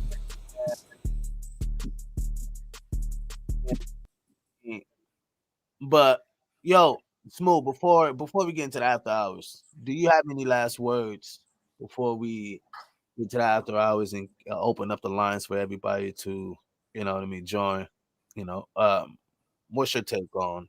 What's your last results on this thing on from the Bluff to the curve? Very interesting. I'm gonna tell y'all, bro, be mindful on what y'all doing and how y'all moving, bro. Because niggas is always watching, plotting, and hating, nigga. All the time, bro. So whatever you doing, whatever it is you doing, be mindful on how you doing it and be mindful on the people that's around you. Because niggas ain't here for your best interest. I'm going to take something out of Biz's book that he said a long time ago, like a few months ago. when you stop feeding niggas, when you stop paying the bills, oh nigga, it's over with. Nigga, they gonna get on you, nigga. So nigga, once that nigga got locked up, nigga, they gonna say free that nigga because they doing math, nigga. They counting down like, oh, he finna come home. Let me say free him so he can see that we was fucking with him again. So when he come out and get back on his bullshit, he gonna fuck with us. Yo, Rollo, or whoever got Rollo info, tell him to jump in the Biz Entertainment Network DM. Nigga, send his info, cause me, Biz, the tribe wanna holler at him, nigga. You feel me? And be mindful of your surroundings. My mama. But we gonna, I'm gonna get this over to Biz, cause I'm gonna keep talking. I'm gonna wait till the after hours. Yeah.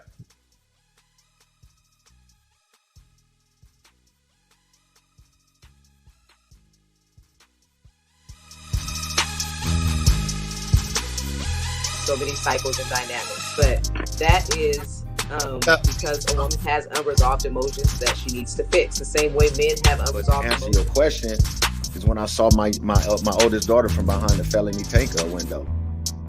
I had to grow up. I'm out. So what do you do? Okay, I'm gonna listen, mama. Yeah, man, y'all turned up, man. Community of the element, element of how you said how you said element of V.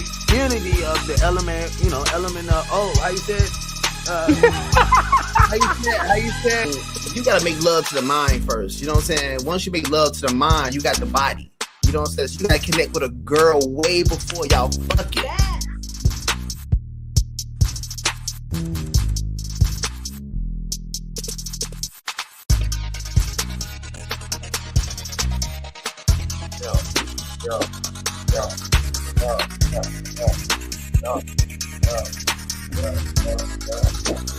One, two, three, showtime. Showtime.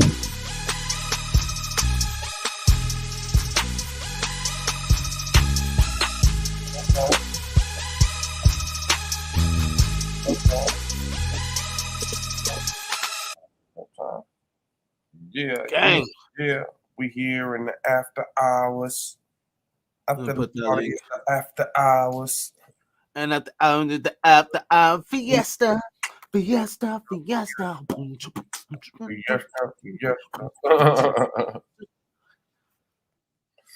Ladies, what'd you say? I like the damn video. He said he liked the video. I like the damn video. Sometimes he be UK. Thank y'all so much for tuning in, man. Hit that like button if you just now tuning in, people. We were just talking about it from the Bluff to the Cuffs about Rollo the rapper, getting his fame, making $12 million, and then just somehow just being a dumbass about it. Got himself put in prison, because of over 520 pounds of weed in the car. In a vehicle. Niggas wasn't moving right. Niggas wasn't moving right, man. You know what I mean? And yes, my whole point was to bring that because I wanted people to understand how to move different, man. Like these people are watching, man. Y'all can't be out here, man. Thinking that you on social media with some followers, nigga. You got social media, period, nigga. They watching you, nigga. Why you think, nigga, you go overseas, nigga, or you go, my bad, let me bring y'all down a little bit. When y'all go out of state or out of town or some shit, or some, nigga, you jump on YouTube for some shit, nigga, and you wonder why YouTube know where the fuck you at all of the stuff. Bro, I was in my exactly where the fuck you at, everywhere you at, nigga. That should tell you something, folks.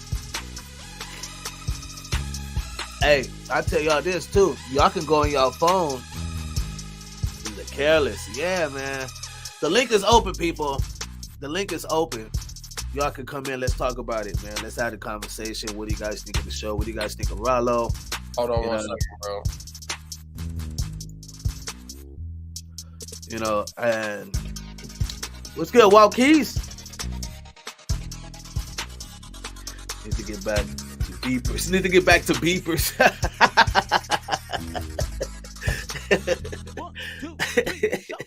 Yep. Need to get back to beepers. Oh shit.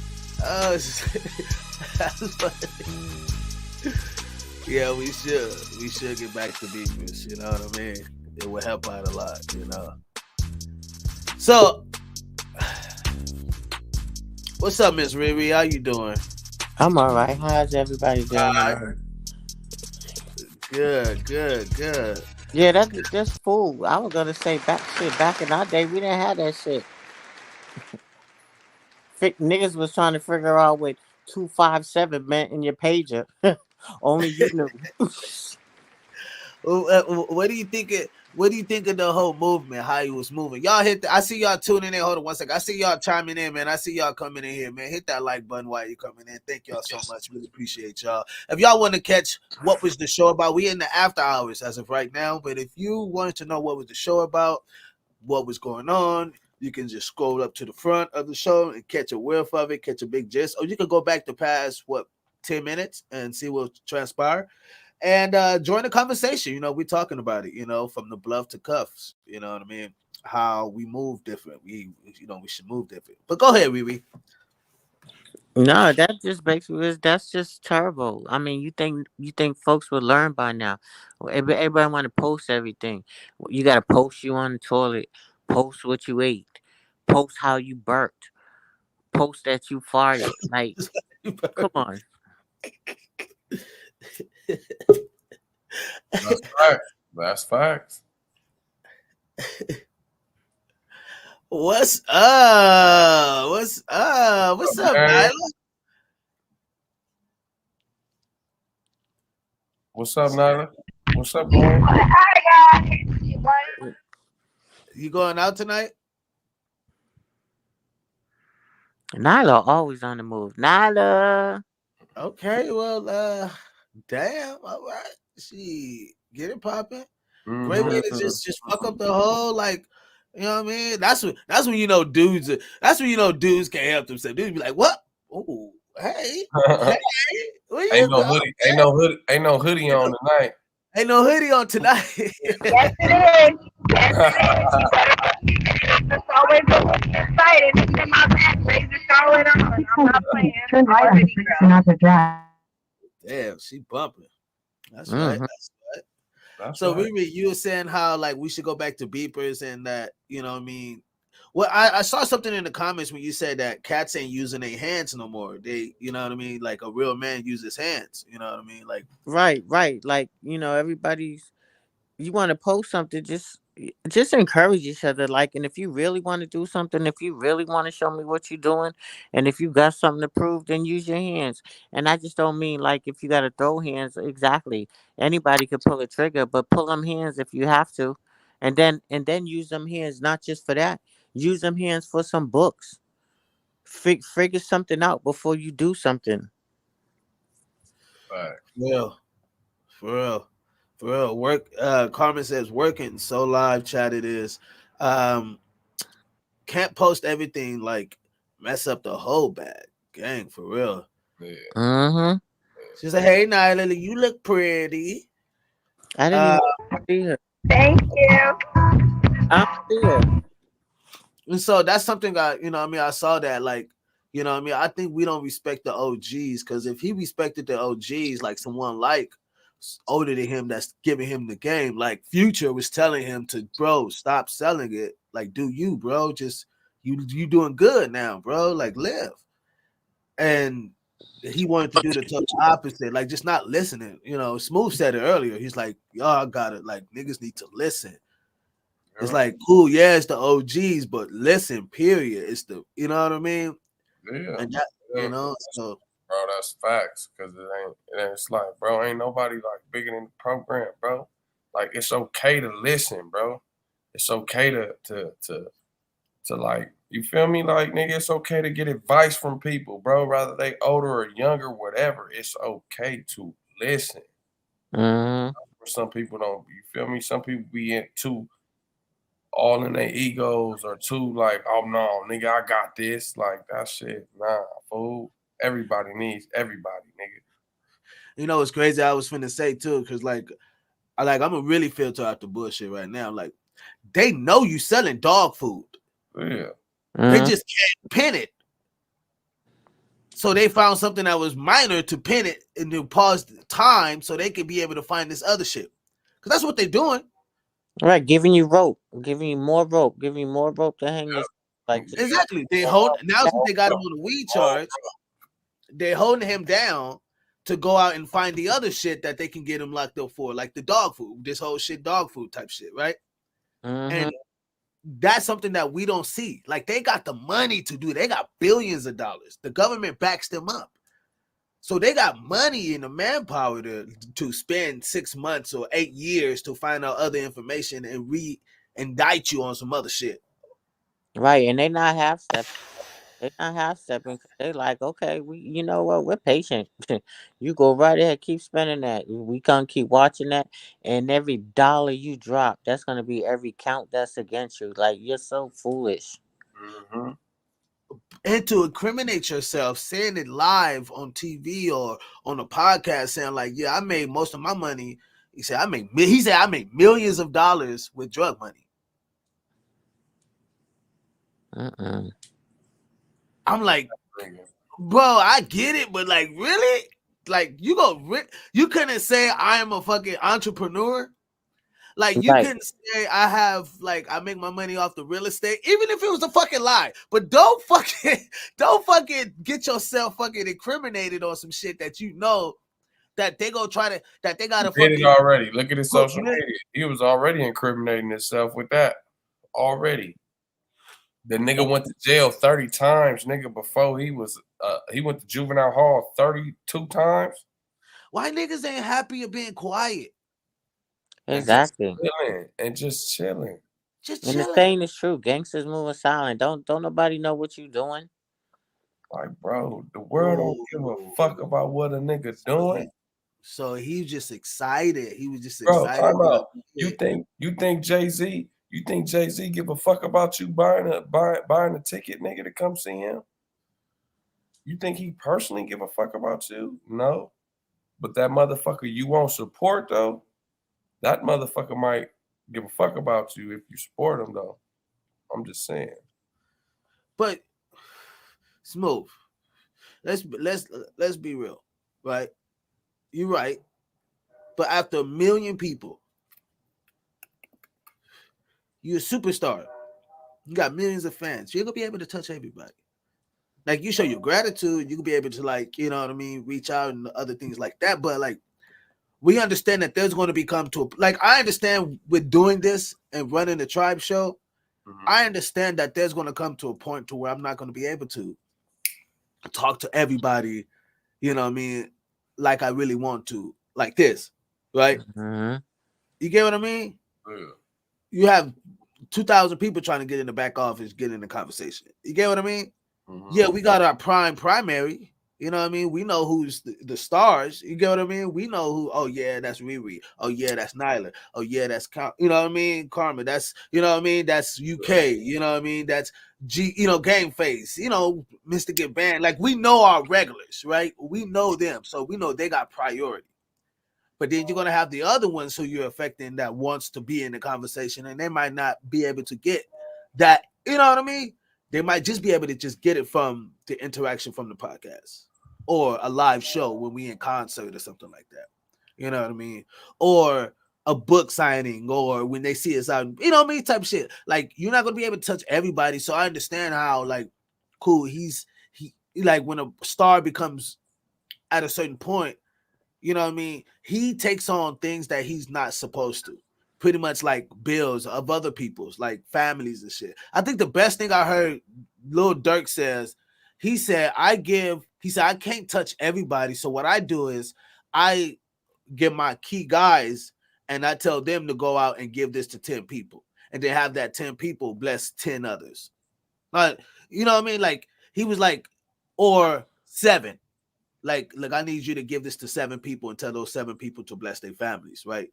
So if I can't get them, I know I can give some money to my peoples to go and bless other people, right? Type shit. And I think that's the biggest, like we know Dirk, right? We know this nigga with it, right? But he moving. I mean, you know what I mean? I like, you know what I mean? The motherfucker kind of move. But a lot of these young cats just put it all on the ground, man. And I'm like, well, I mean, when you have nothing else to post, like if you ain't got nothing else to post, and that's just like they just showing to them, they're showing their life. Like this is my life, right? So then in their head, they're not thinking they're doing anything wrong. No, they know that shit. They know.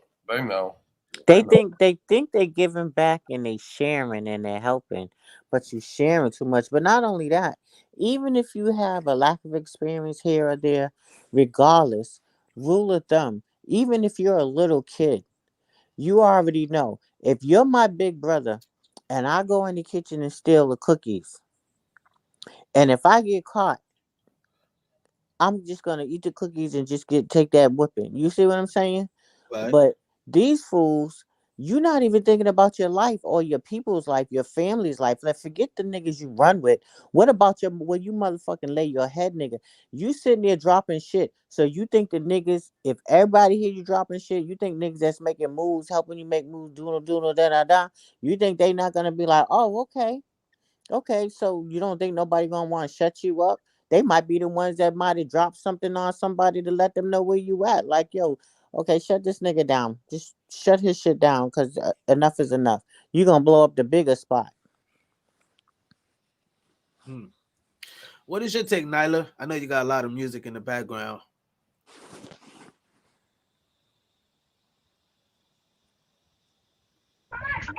Well, I wasn't really liking the show, so feel me? And I'm kind of just listening to what you guys are saying and then trying to gather it all up to make it make sense. What's where you going? Wait, tell me about what happened with the show. Where are you going? And Nyla said, I ain't that nigga. I ain't posting my shit.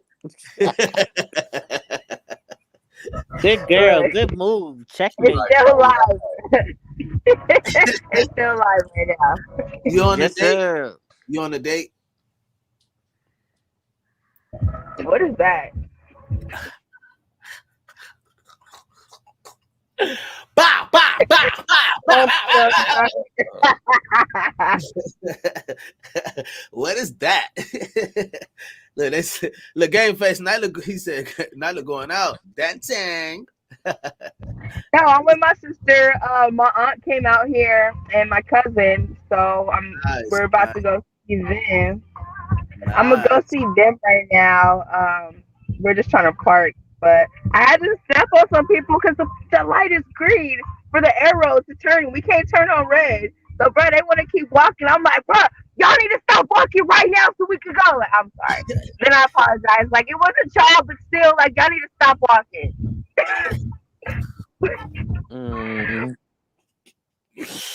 Gang. Look, man, I hate the strip. I hate it. Because they do not stop walking. They just keep on. I'm going to hit you. I'm going to hop out while she drive through. Like, don't block me. Yeah, I don't like large crowds. I'm not a large crowd person. I don't, and it's weird to say that because of, being an entertainer and shit. But I don't do large crowds. Like I go to one spot, I'm chilling for about a few hours, and then I go to another spot, I'm chilling. Like I don't do. It's that a few hours. Nigga, my max 15, 20 minutes, probably, depending on what's going on. Then I'm gonna head to the next spot. Oh, my mama. Yep. Yeah, I can't stand one place for too long. I definitely understand y'all on that one. Now, if you barbecuing now, I might stay a little longer. Fucking with me, boy. You barbecue, I might stay a little longer.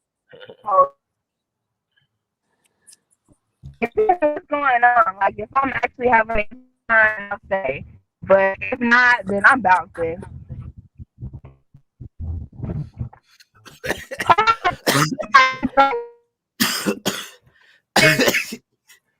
But yeah, bro, yeah, Rollo crazy, bro. Putting that shit on the gram like that.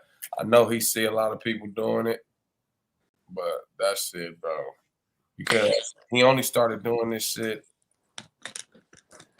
when he got signed to Gucci, right?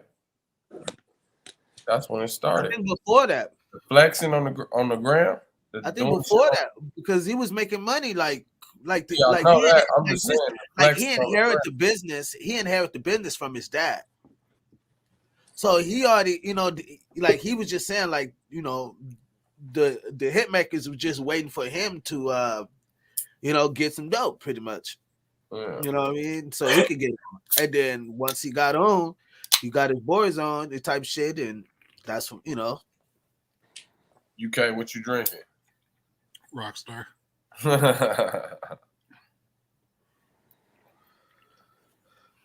What you think, UK?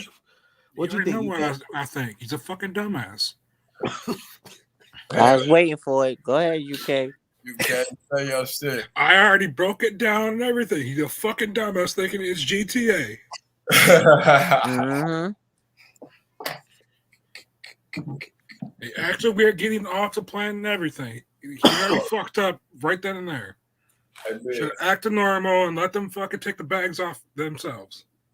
We need to get one of them little donkey them donkey noises, nigga, the effects, little animal effects, nigga. Oh, the ass, because he's an ass. Yep. Uh-huh. I mean, he all. Yeah, for real. Ass, nigga.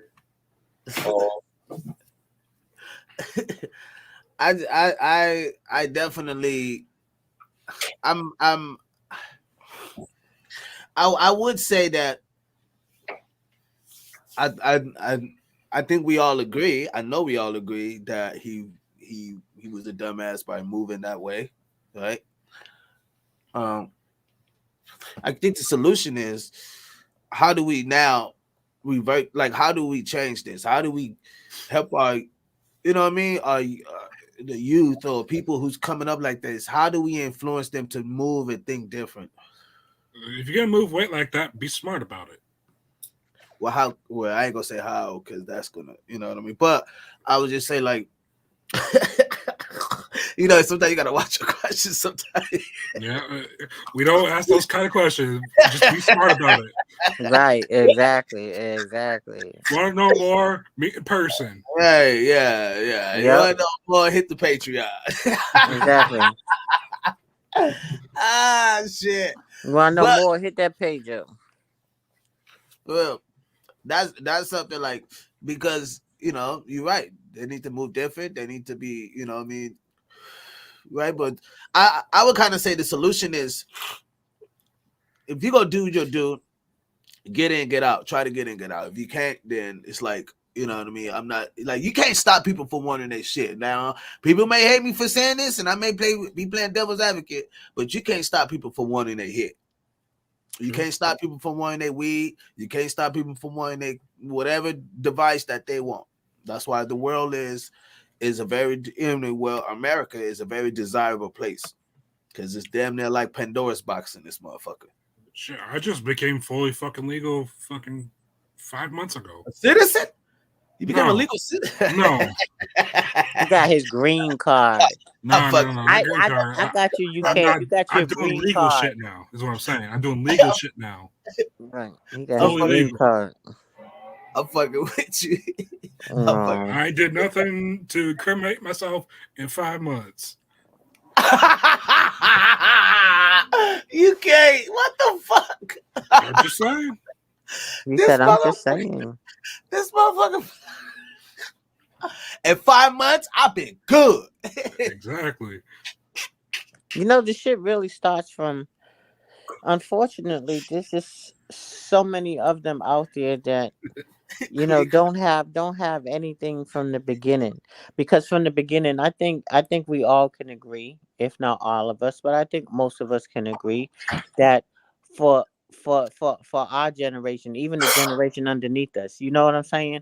That we always had somebody was raised by their grandmama. Some, it was the old heads, but a lot of us are alive because they was praying for us or what they was doing.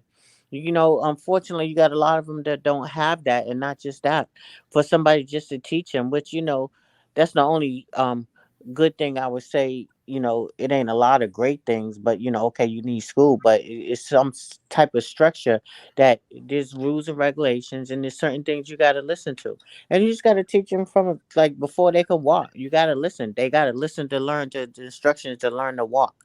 So you got to keep up on them with that, and that they got to learn and teach them real early. Okay.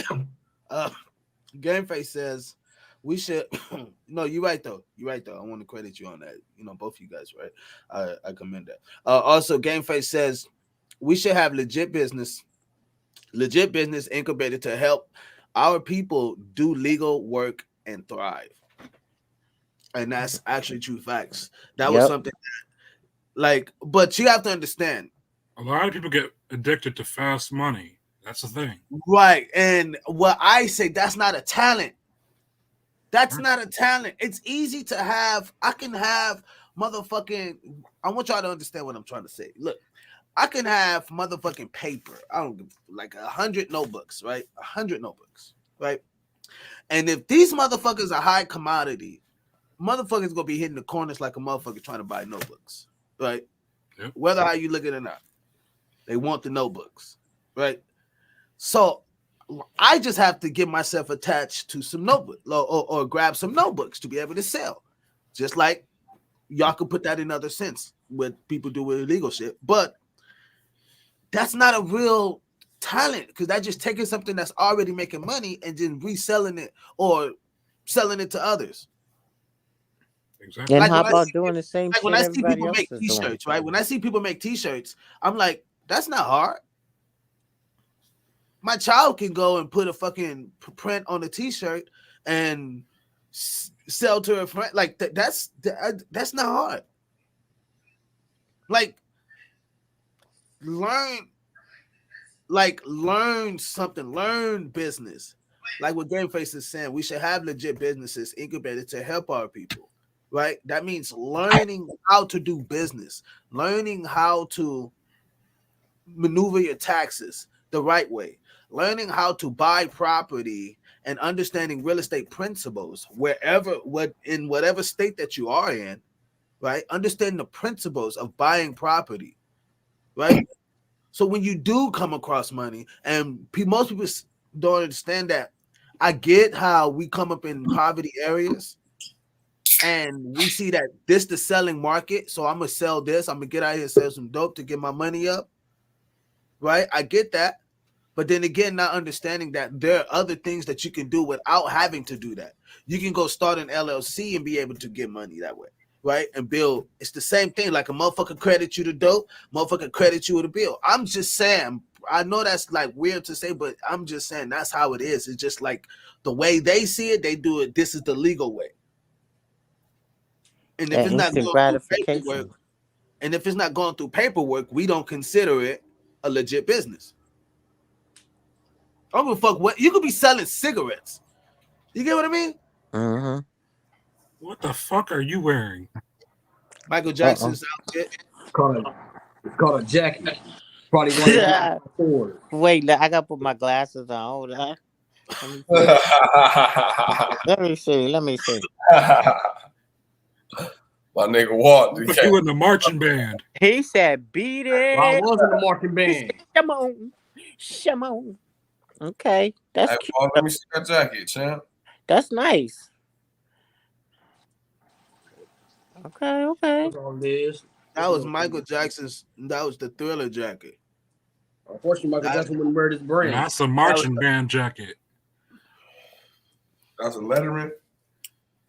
No. It was Coogee. Oh, okay. Karma says, but you gotta know numbers and how to move correctly. I'm telling you, that's exactly what it is. Like understanding business shows you how to move correctly. Understanding, having like a mentor or a scholar or someone that you relate to or you feel relevant to, you know what I mean? Like you can say, okay, I trust what they're telling me and I'm going to do what they ask him, you know what I mean, to put these things together, because that's somebody who's challenging you, somebody who want to see great. They're going to challenge you. They're going to challenge you like a motherfucker. Facts. When you said art, when you was like, that's not art, I'm like, I know a lot of times I be, funny and joking and facetious and all that.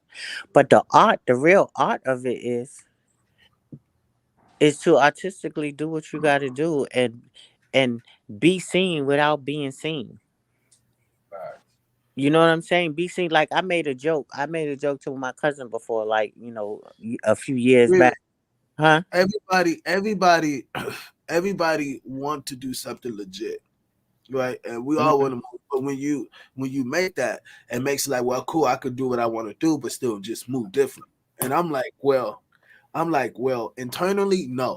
You have to be able to understand, like, every crooked, there's corporations are crooked like a motherfucker. So everybody got their hands on some dirty shit. Yep. So it ain't like you gonna be able to be at the top and ain't no dirty shit that's gonna be going on, it's popping off, and you go turn your cheek to. Right. A lot of them do it. Yeah. Right. Yep. Ain't none of this shit peaches. I mean, that's the ain't none of the peaches and cream, right? That's the history of where we live. Right. But the way that the business is run, it'll be a lot harder for, you know what I mean, like the FBI to, you know what I mean, like there's just some have to go very, very fucking crazy. You get what I mean? Like right. The way it's held, the structure. What was it? Pfizer has like two corporations under it with some other LLCs and another grandchild company. Like it's so fucking crazy that you can only sue the grandchild of Pfizer. So you can never really hit the corporation of Pfizer. It was weird. It was like, so imagine what's going on at the top that this grandchild company don't even know about. Right. It's just how it's set up. That's what I'm saying. If you make it 12 million, you gotta be able to set your shit up different. Mm-hmm. That's more than just selling motherfuckers a bag. That's more than just making sure they get to the spot to pick up the load. You know what I mean? Mm-hmm. That's the manager. The niggas just want to look good. Right. I made a joke to my cousin, like I was saying not a few, but years back, not way back, but at the time I was driving like a Ford truck, right? Yeah. I wasn't really illegal, you know what I'm saying? But put it this way, if I decided to go to the store and I decided to smoke me a joint on my way because I'm just getting away from the crib for a minute, and I'm smoking the joint on my way, and then my cousin was like, "Oh, you bougie. Oh, you think you all that? You could do that in your Ford." And I'm like, "Yeah." I said, you know what your trick is? Is first of all, don't be obvious. You don't got to go into hiding. And guess what? I'm not bougie, but if you look my name up, and if folks look my name up, guess what? Yup, I'm all right. I look like an old white lady on paper until you see me face to face. And because you know what I'm saying? Like I'm throwing some money in some stocks. Most of white folk around here got the Ford, so I got a Ford too. How about that?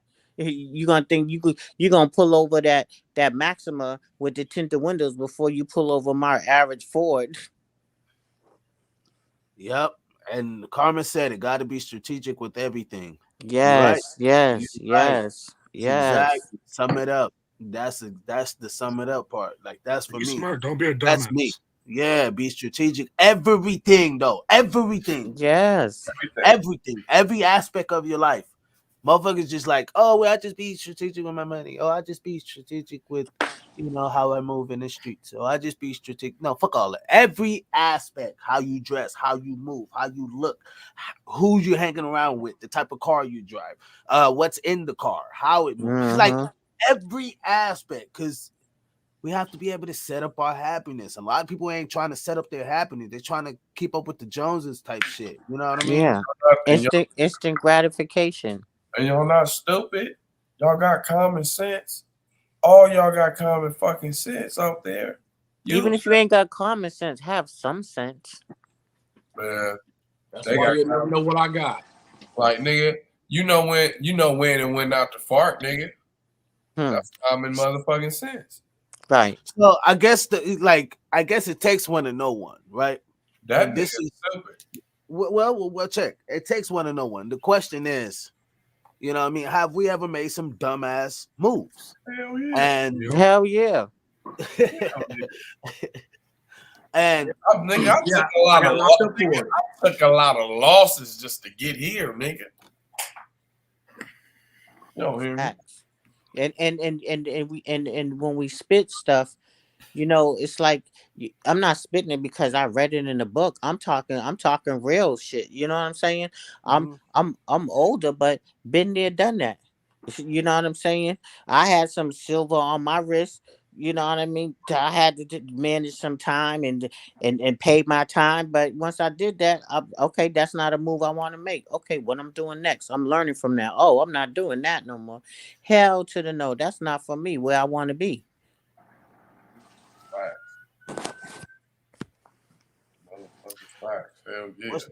So I'll give you guys experience one of my dumb moves, right?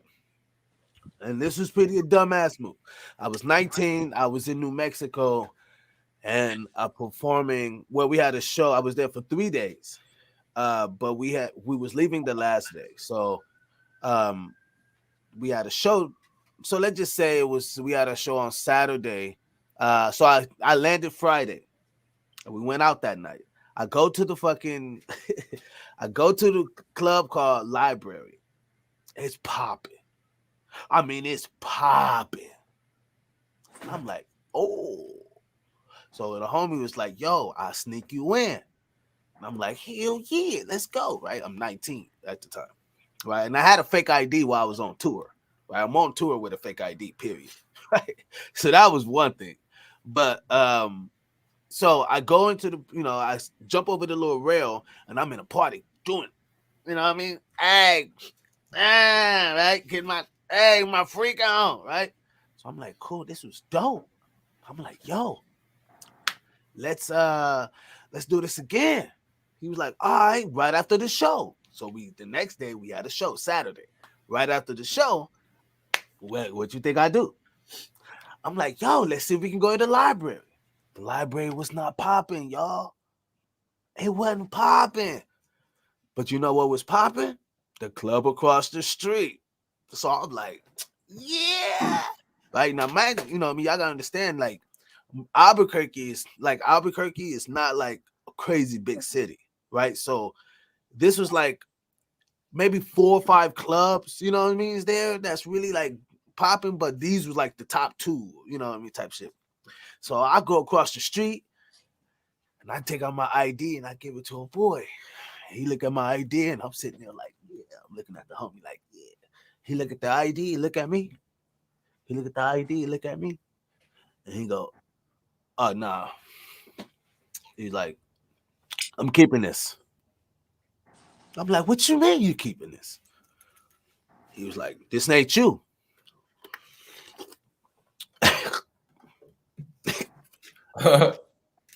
I'm like, you got me fucked up.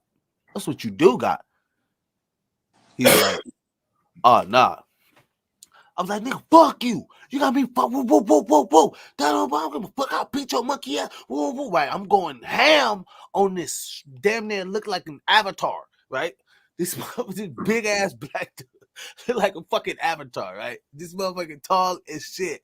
I would say about maybe 6'4", 6'5" or some shit. Tall. The motherfucker tall, right? But to me, they're like an avatar. For people that don't know, Biz is short. Hey, I'm only 5'10", you know what I mean? I'm 5'9", 5'10", whatever. On a good day, I'm 5'11". You know what I mean? 5'9". Don't be lying to the people. You 5'9". How tall are you? I'm 5'8". You 5'7". Shut up. Biz is only an inch over me. Mm-hmm. Yeah. That nigga 5'9", so don't let that nigga lie. So check. It says, no, on my ID it says 5'10". You can write whatever you want on your ID. All day. You can't lie on your ID. You can say you 6'7" on that motherfucker. They don't size you up, bitch. They don't size you up, so you can put whatever you want, okay? I can They say don't I'm size 7'1" you up, on they that don't motherfucker. like, you can write whatever you want to write, okay? I can say I'm 5'7" on that motherfucker. They don't care. The knowledge say, Biz, you didn't reach the line, but you could still Hold get up. on. She said you could still get on the I ride. should say 5'10", 175. You lying, motherfucker. He ain't neither one of those. I am 175. I mean, what? Where he talking like 150? It's like 150. Wait, the live after hours is never mind.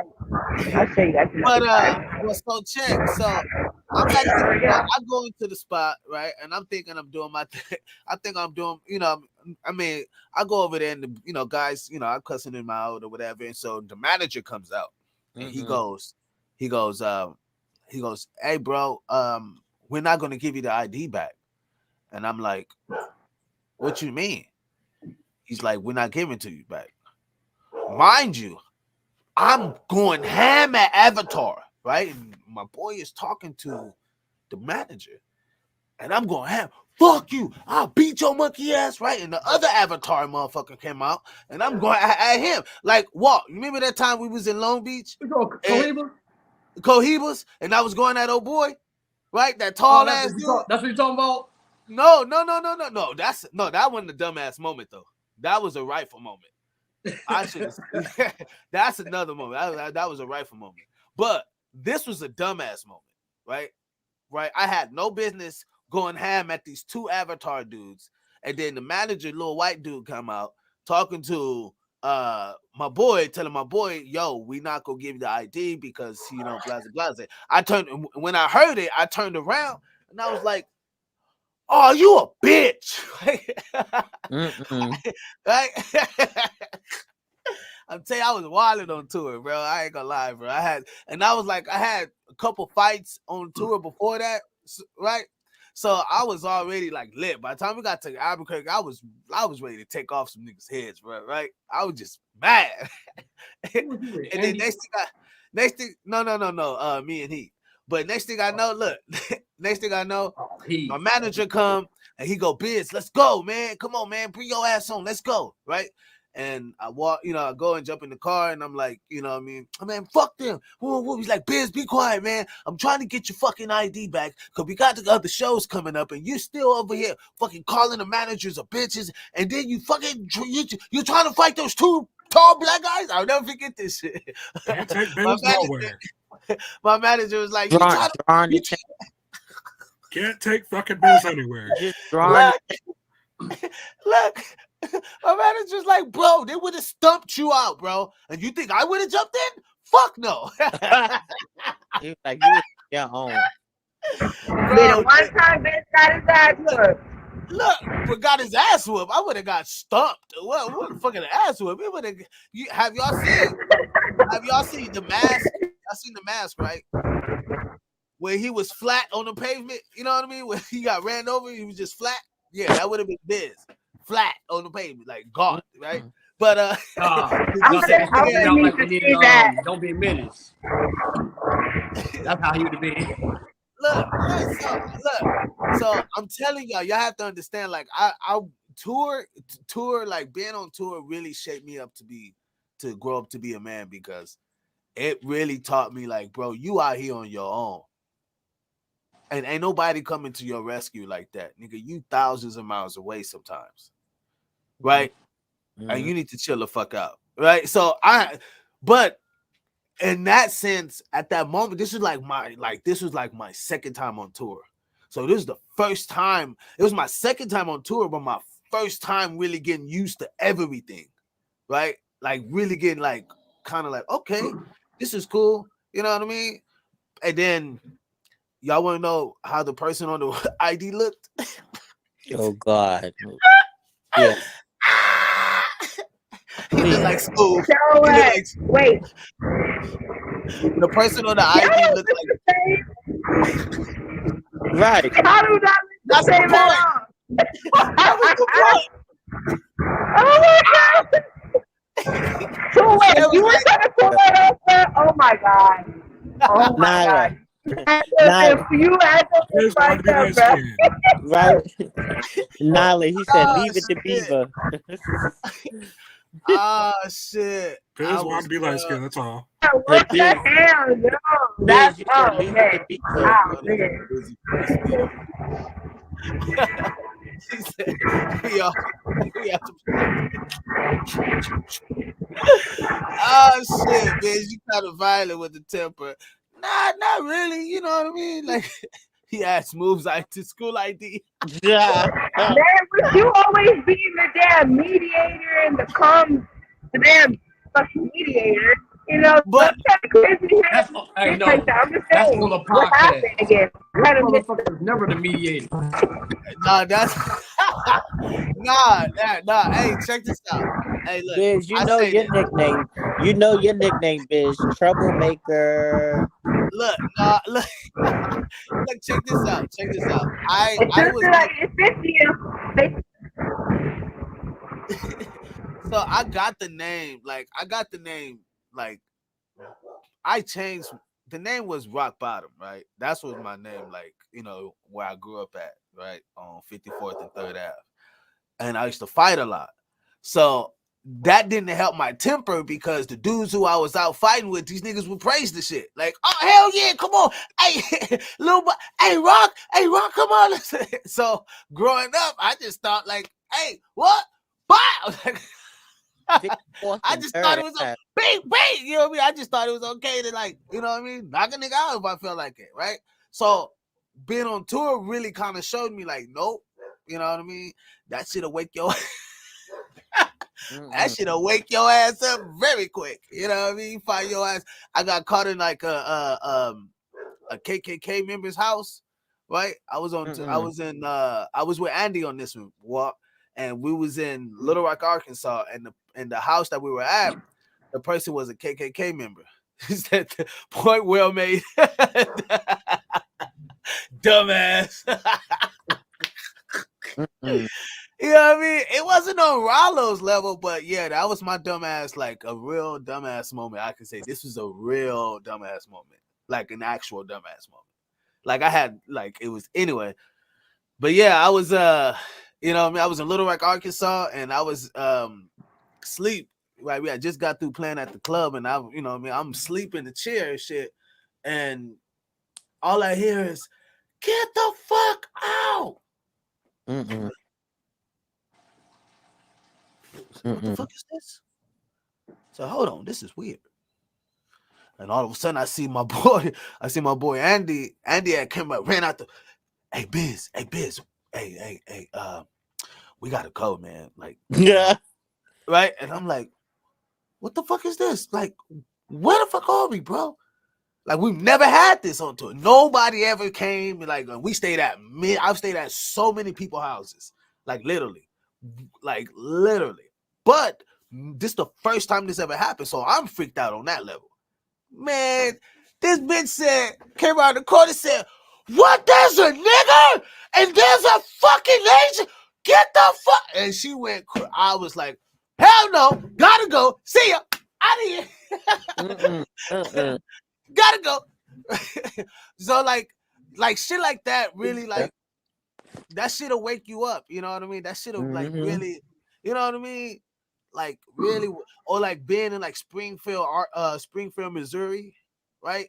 Like we talking about people who's like, I ain't saying that they are racist, but the people I was around, they were like, they were racist on a level, like, right? I'm not gonna say they are racist. I ain't gonna do that.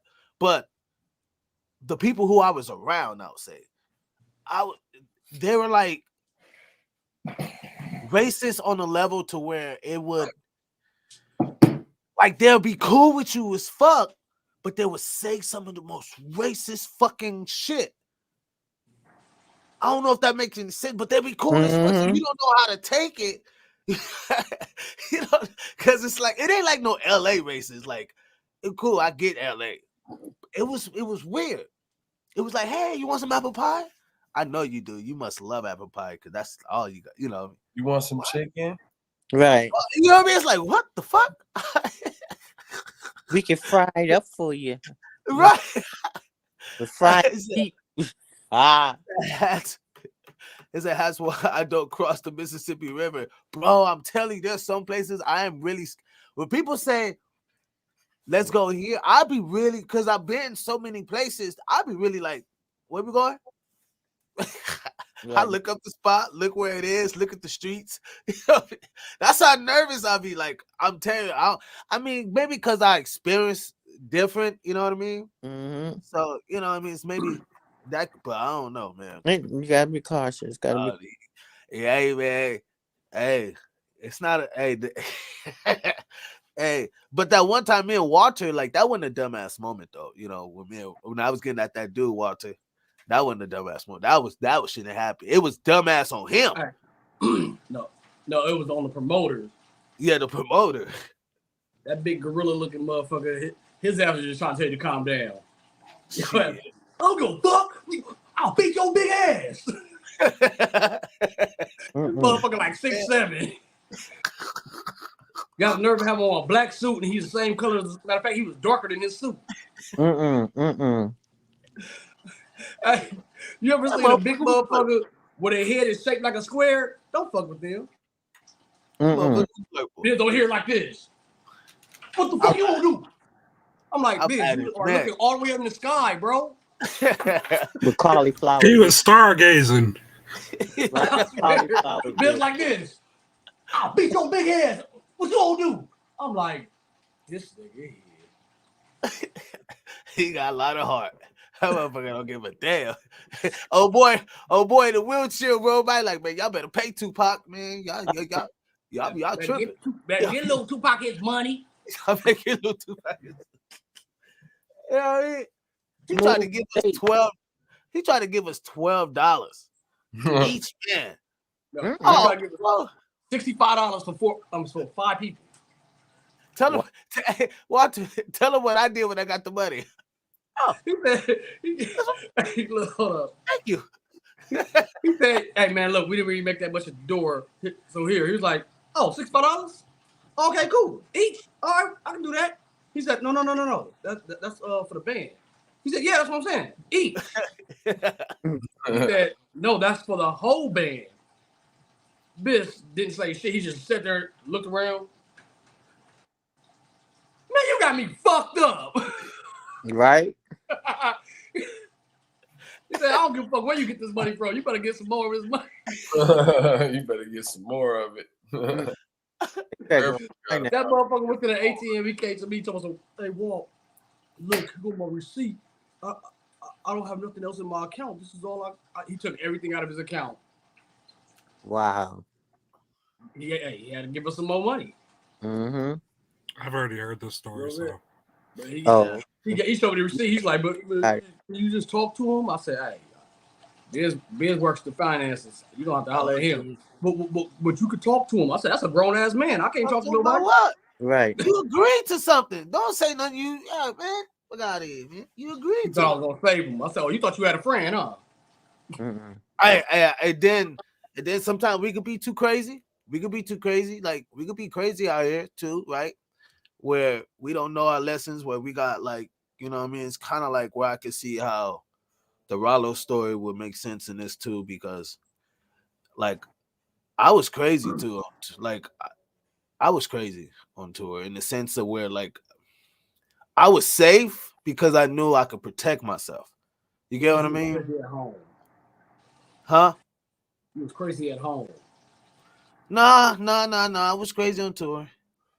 And it was because I knew, it's because I knew how I could move, right? I just knew the way I could move. But this one moment I was in Colorado. I was in Greeley, Colorado. And the club was crazy. Females are standing on top of the fucking tables, titties showing, cocaine being snorted off the tables. Like, it's wild. It's fucking wild. Right. It was just wild. Right. And I'm performing so crazy that the owner of the venue is like, Biz, here, take the fucking Jim Beam. I got Jim Beam. I'm pouring Jim Beam down while I'm playing drums and shit. This spot is going crazy, right? And I'm fucked up. I jump in the car. Well, I don't jump in the car. Some, they were like, yo, Biz, what would we, we're going to the after party. So I jump in the car, go there. Now, just me in the car. None of the band members are with me, right? Just me in the car. But for some reason, we all going to the same spot. So I trusted the people I was with, me being so drunk, I trusted the people I was with. Oh, let's go, right? I go to the spot, I walk in, and there's like 7 Latinos like lined up. Like shoulder to shoulder type shit. They was like Pernille. I thought there was, I walk in like, hey man, thank y'all for coming out, man. Appreciate y'all, right? I'm tossed up, whatever. I'm man, appreciate you. I get to the last dude, and I went out to shake my hand. That nigga slapped my hand. Bow. Oop. Get your hand out of here, bro. It's my town. I run this shit. Woo, woo, woo, woo, woo, woo, woo. He got at me like cold. I was like, right? You know what I mean? My crazy. The fuck? Nigga, nigga, fuck. As soon as I was about to knock him out, the band member's wife, she grabbed my shoulder. No, Biz, don't do it. Da-da-da-da-da. Blase. Woo, woo. So we went through this whole commotion. There's all this other crazy shit. Woo, woo. Some other dude tried to walk up. He had put out his knife and tried to stab me. My band member came over, right? You know what I mean? There was all this commotion, right? I don't feel like getting crazy in the story. But at the end of it, I go to the house, and this will make me calm down too. This will calm my ass down a lot. I go to the house where we were kind of chilling at. We weren't staying at. We were just chilling at. We were just going there to chill. Then we was going to our spot. And I'm sitting in there. I got some drink. I got a blunt. Woo, woo. You know what I mean? And mind you, I was lit. I was trying to swing on everything that was moving in there. Mind you, I'm big bad wolf right now. I'm the only one out here. I can't trust these white boys that's with me because they ain't gonna swing like I could swing. You know what I mean? My swing is a little different. I'm throwing haymakers. I'm trying to I'm trying to knock out 2 at a time type shit. You know what I mean? It was like 2 for 1. 2 for 1. Hey, right? Right? I had to learn, right? This is why I had to calm my ass down. Man, one of the dudes came back to the house. He said, "Where's Biz?" And they were like, "He's here." He was like, "Oh my God." Right? And I could just hear, right? I'm standing in the garage, but I, smoking and shit, but I could just hear the guy, when he's where's Biz? And they're like, he's here, he's in the garage. And he was like, oh, they got, he's like, yo, hey man, they were like, that was a plot. Like that whole shit was a plot. Right? I walk in, like, what you talking about? What was the plot? He said, bro, that whole fucking shit, that whole incident that happened, you getting picked up from the girls or whatever, going to the spot, right? That whole shit was a plot. Like, what? Like, bro, they was trying to bury you. Damn, they been plot for real. Can't trust everybody. I said, I'm gonna chill my ass. People don't like when you go through life and people don't understand these experiences and shit, like sometimes like, yeah, your rowdiness will protect you a lot of times because cats, they don't know, right? It's like the trust level, like they don't know if you go really like, you know what I mean? Mm-hmm. Because you could knock out everybody at the party. You from South Central, right? So that's the main, you know what I mean? I'm going anyway, because there was a lot of shit I said, but it was just that sometimes that rowdiness can protect you, and they not knowing that they didn't expect you to come out that way. They didn't expect me to like react that way. They expected me to kind of be like, okay, and then turn around, walk my back and go downstairs and just mingle, and they get me as I'm walking to the bathroom or some shit. You get what I mean? But I snapped. As soon as the first sign of disrespect, I snapped. Like, nigga, fuck you, woo, woo. And so that old boy jumped back and the other niggas jumped back. And they was like, whoa. They was like firecrackers. Yeah, they were like, "Whoa, we didn't expect this." But when it came down to it, bro, that was the whole plot, bro. You could not be here. They was trying to send you home in a box. Business anger is contagious. You know what I mean? So that's when I had to calm down a lot, man. I had to really like watch my anger, watch my management, watch who I am, like really correct a lot of things. Why you didn't calm down that city walk in? I did. No, you fucking did. I did. I did like after I went off. Man, that's when people owe us money, you know. No, my bad. Let me shut up, man. That's some other shit. Yeah, that's some other shit. But like, cause that's only like when it comes to like, y'all know when people do you bad and they supposed to pay you something, they don't pay you. You're like, what? You know, why you not gonna pay me? And then they start saying smart shit, and then that make you come off, and then you like, what the fuck? And they were like, how you gonna talk shit and still not pay me? What the fuck? You talking shit and you won't pay? Oh, you deserve to get your ass whipped, right? So, I mean, motherfucker be on that level, Yeah, my aunt in Brooklyn used to always say that you can't be wrong and strong at the same time. You can't be wrong and strong. For real. You can't do that. That's not cool at all. So I've had a lot of like, bro, I could be here all day telling you guys like crazy ass stories from tours and like. But the good thing is that you learn from it. You learn from it and what you did with it. Now, if you were still doing like the same military. shit, you just. I ain't never been in the military, but that shit was like growing up in the military. Like if I had to figure out what was the military like, as far as the mentality of it, I would say yeah. But the experience, of course, I had a lot of partying. It's a lot of partying. Don't get me wrong. It's a lot of fucking partying. But too much. Bro, it got so much party. I would just go back to my hotel room and chill, smoke a blunt, watch TV, go right back to partying. No, I wouldn't. Honestly, I get bored easily.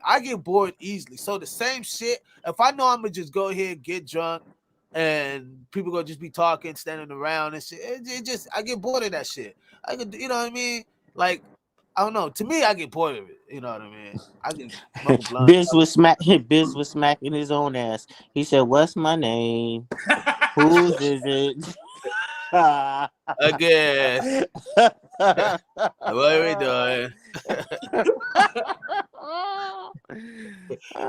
Smacking your own ass.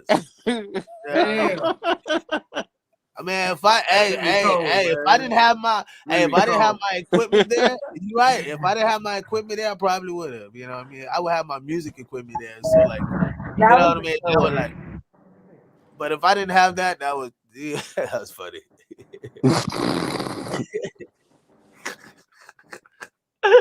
But for real though, I got bored easily, man. I got bored easily, so I would just go back out on the couch. Now you gotta understand, you're doing 250 shows a year, right?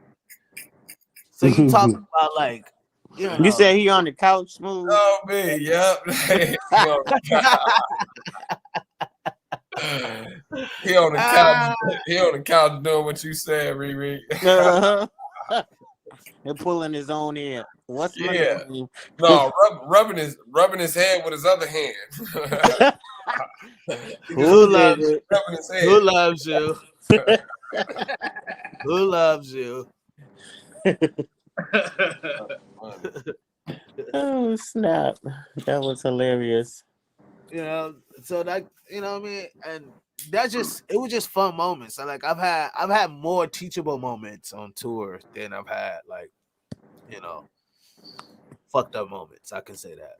Well, that's good. Yeah, it wasn't like it happened all the time, but I'm telling you, in the beginning, that's when I had to like, can't do this shit. Like in the beginning, you know how you get out there, you think you and you can knock out about 100 of these motherfuckers, right? But what you can't stop is a plot, a setup. You know what I mean? Like, because, niggas get smart. Niggas get crafty. Niggas get moved. You know what I mean? You go slip up. Why? Because you're going to have a tired night. You ain't going to be energized every fucking night. Because somebody going to have to wake you up all the time. Somebody Right.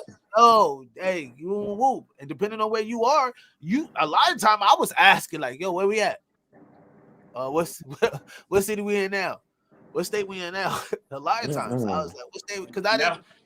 And that's the reason why Biz started having me going everywhere.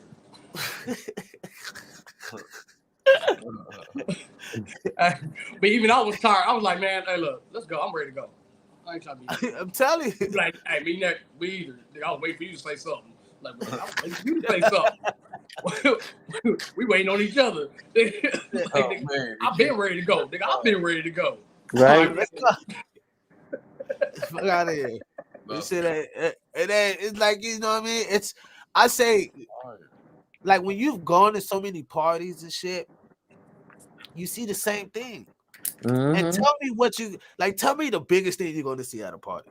The biggest thing. Unless it's some like acrobatic shit or they got some activity that's going at the, you know what I mean? Like, okay, cool. This is entertaining. Like, this is crazy. Okay, cool.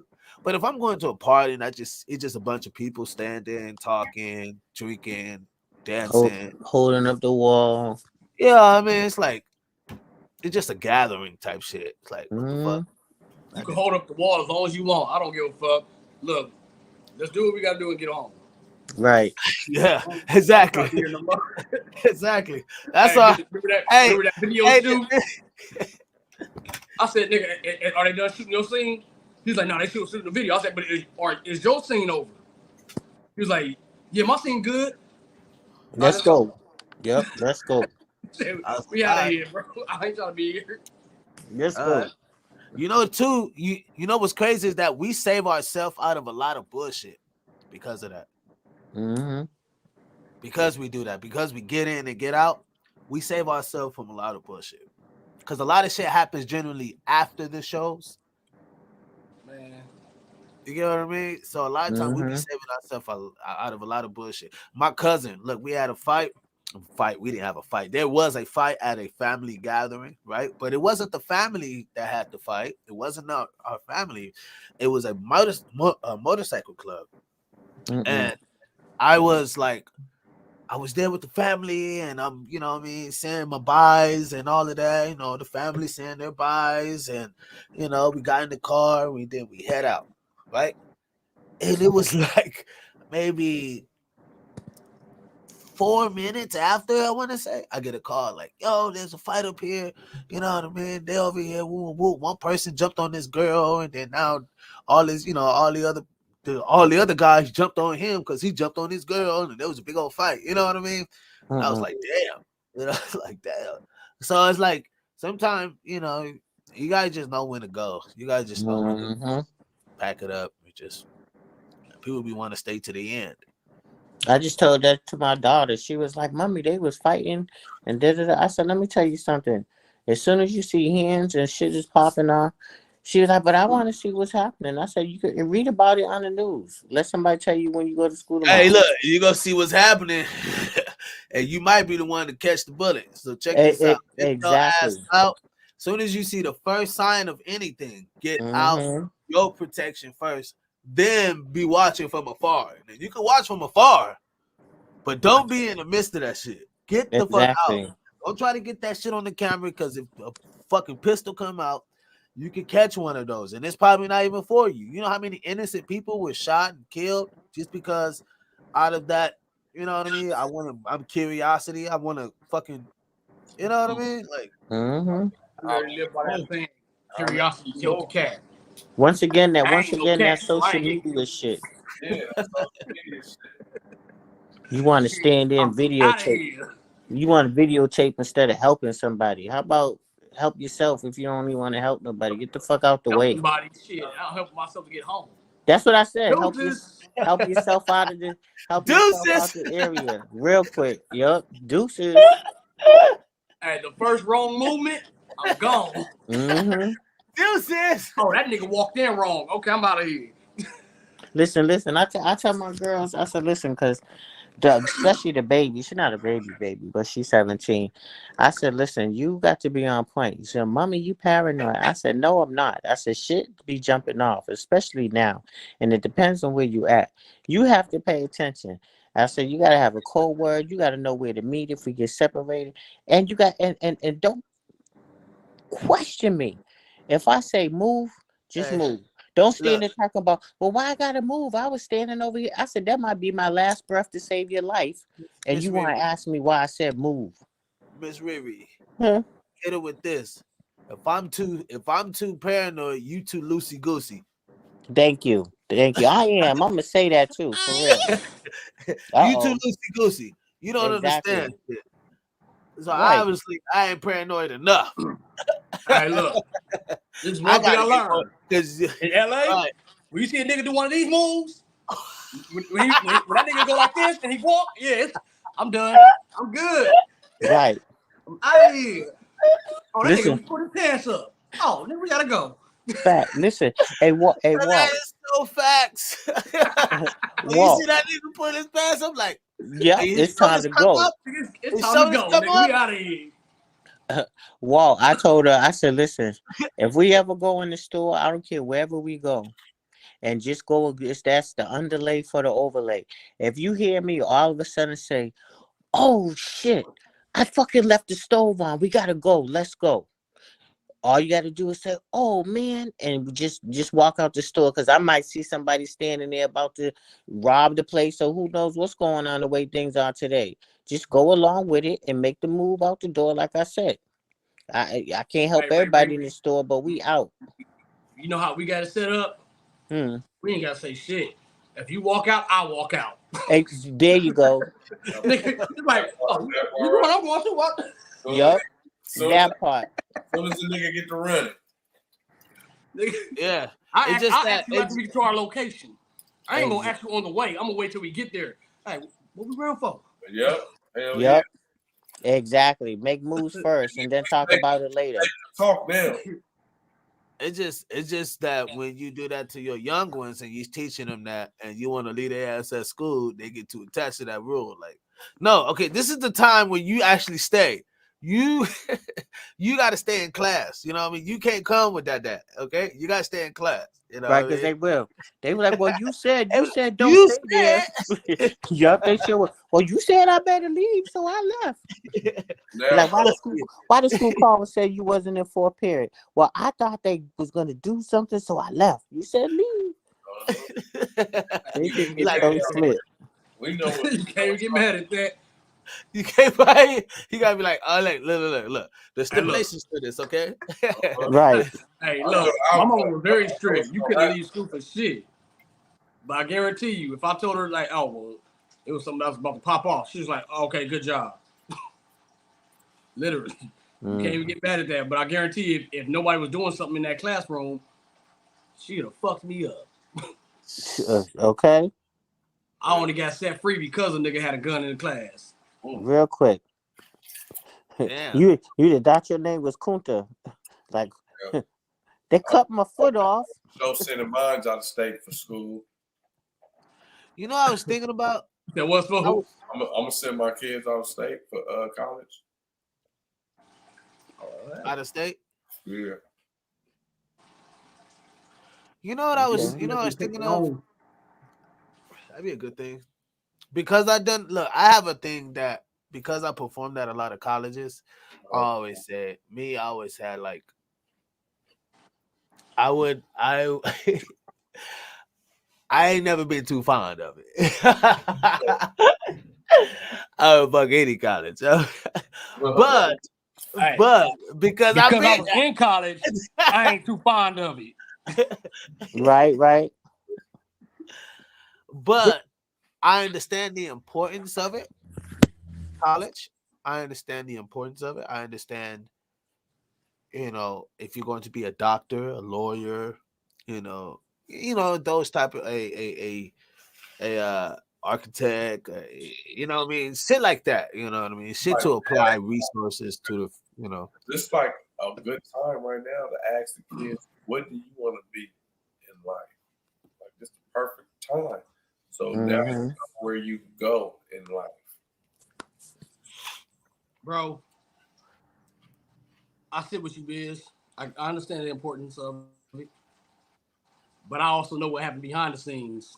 Right. That's why I'm like, look, education in college is only about 2%. The rest of it. I always said college. I always said college was nothing but The a rest of that time daycare. is a whole lot of fucking. I'm just saying. Right, college ain't nothing but a daycare when your kids are older. Look, That's just a you go daycare to when your class kids are older. and then you go fuck. Yup. You know this. You know I've literally heard females say that I've gone through a whole phase in my college years, like when they're freshmen and sophomores, like freshman, sophomore, whatever.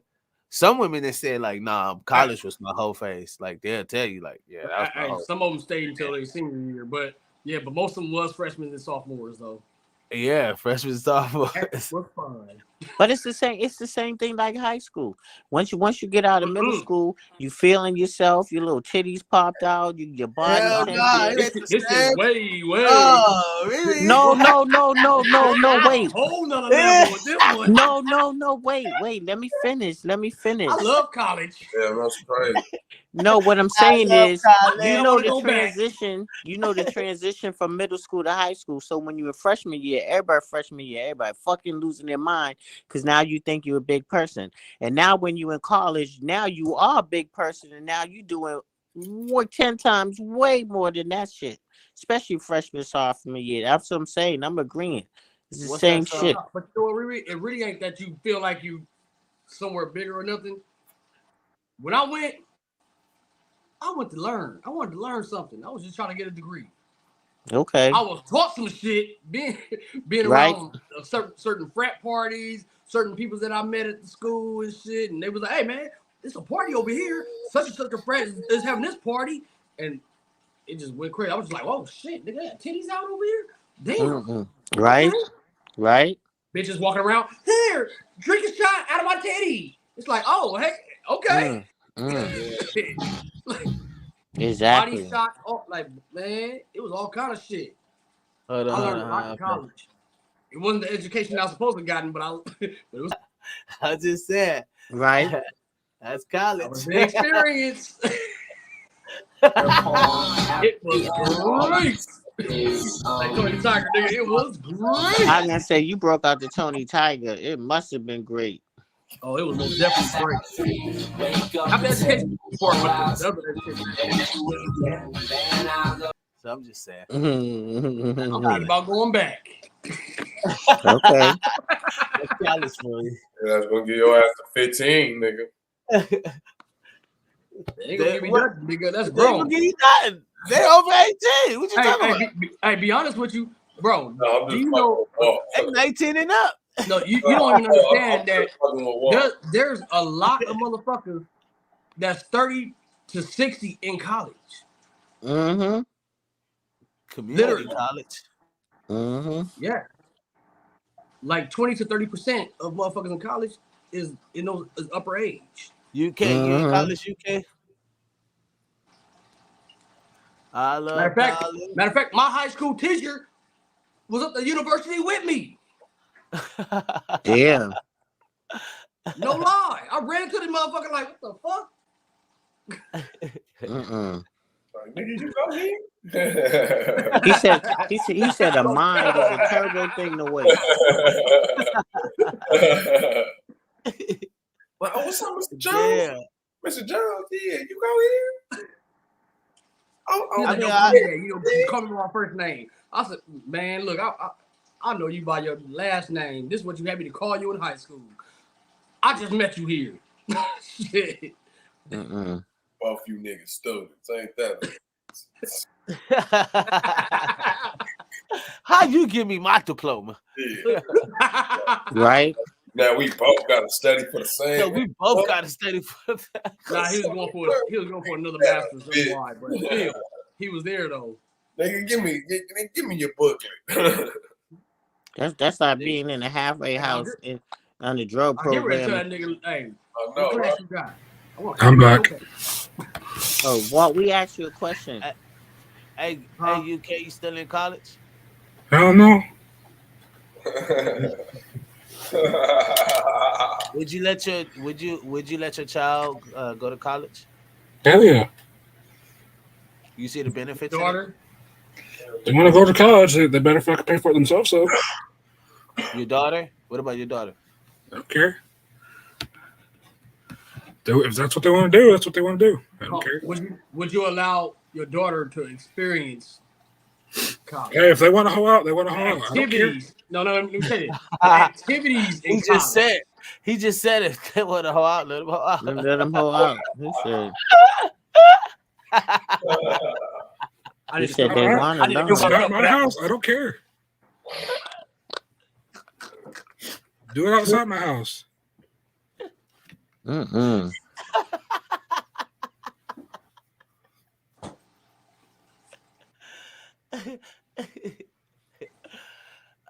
Bro, look. Realest shit I ever heard.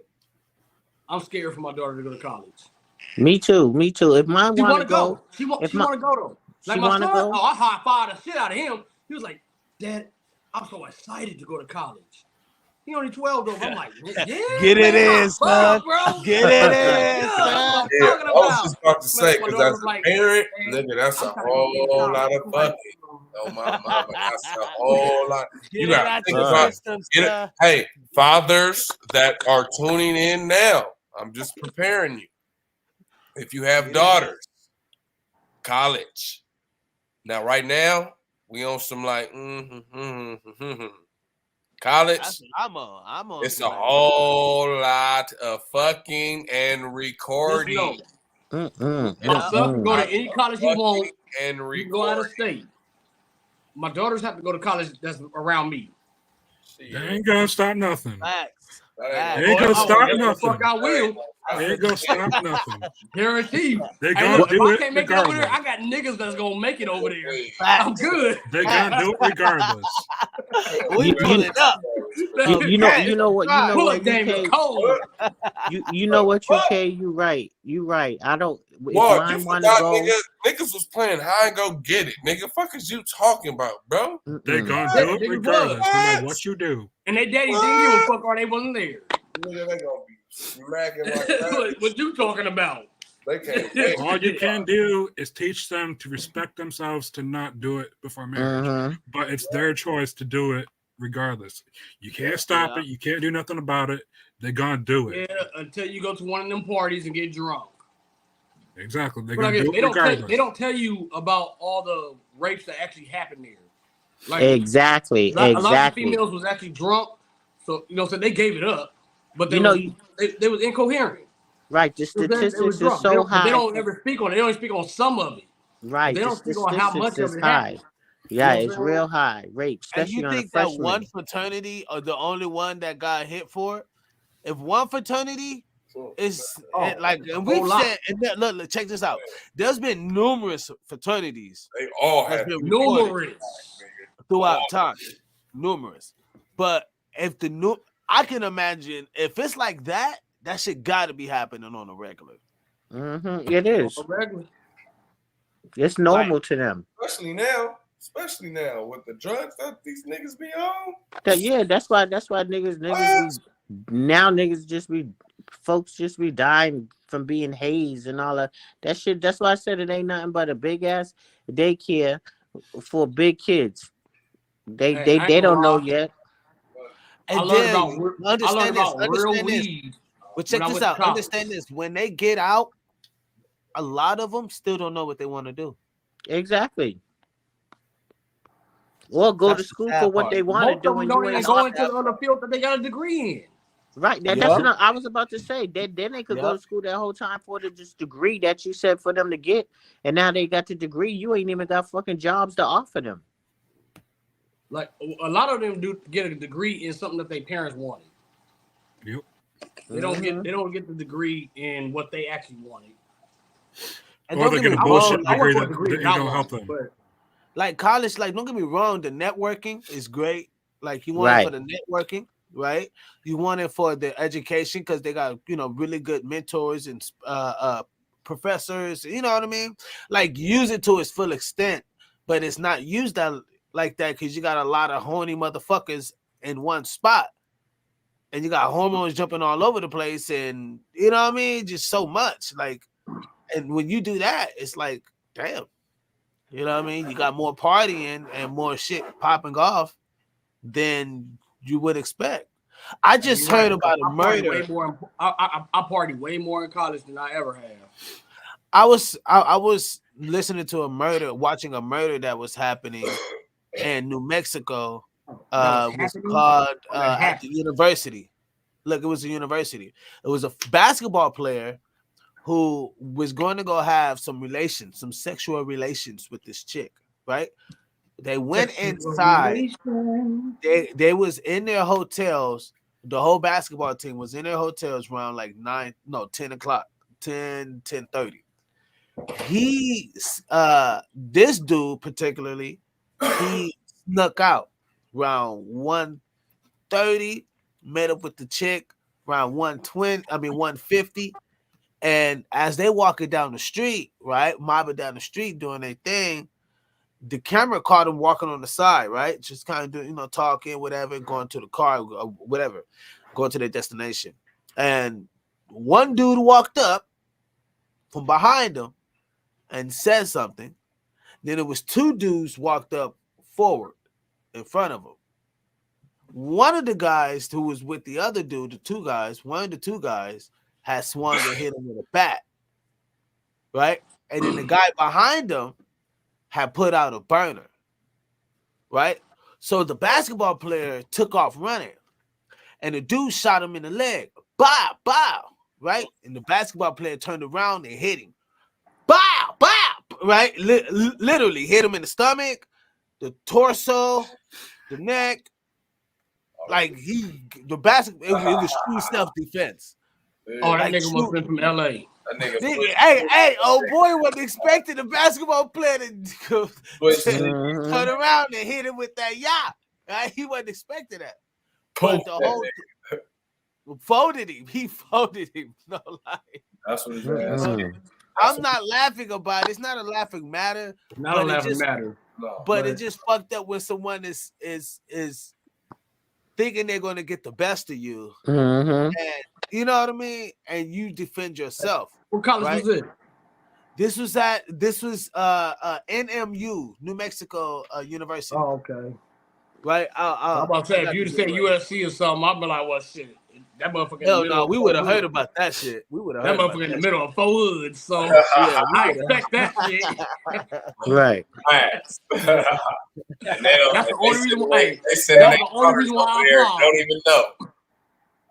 The only reason why I applaud, I was like, well, shit, I know this area. I'm good. Sending their daughters over there don't even know. So I was just thinking like, you know what I mean? Like, shit, I don't even want my daughters in the Uber. You remember them USC's block party, little block parties they used to have, nigga. That shit used to be popping. Hell yeah, the fraternity row. That shit was great. I know, I used to be at them. Them motherfuckers was lit. Bro. Damn. I'm gonna say this. I wish I had the confidence now that I had then. Hey, look, I'm gonna say this. They would have been in more trouble. It's mostly the females that's horny and freaky as fuck than the dudes. Literally. Of course. I'm telling you, it's mostly the females that's doing this shit. Putting all that shit together. Shit. Fuck it. Everybody horny. They trying to get it cracking. It's just levels to it.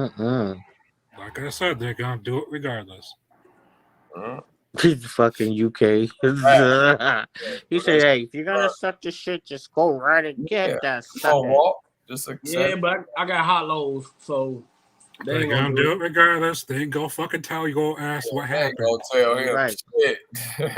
you got to know how to you got to know put fear in them. All that. My daughter know that hollows hit motherfuckers. Listen. If that's what they feeling and if that's what they want, you know what fear you're gonna do? They're gonna be like, damn, if only my father knew. Hold on, while they turn over and hold the other nut. Like they're gonna do it because they want to, if that's what they're gonna do.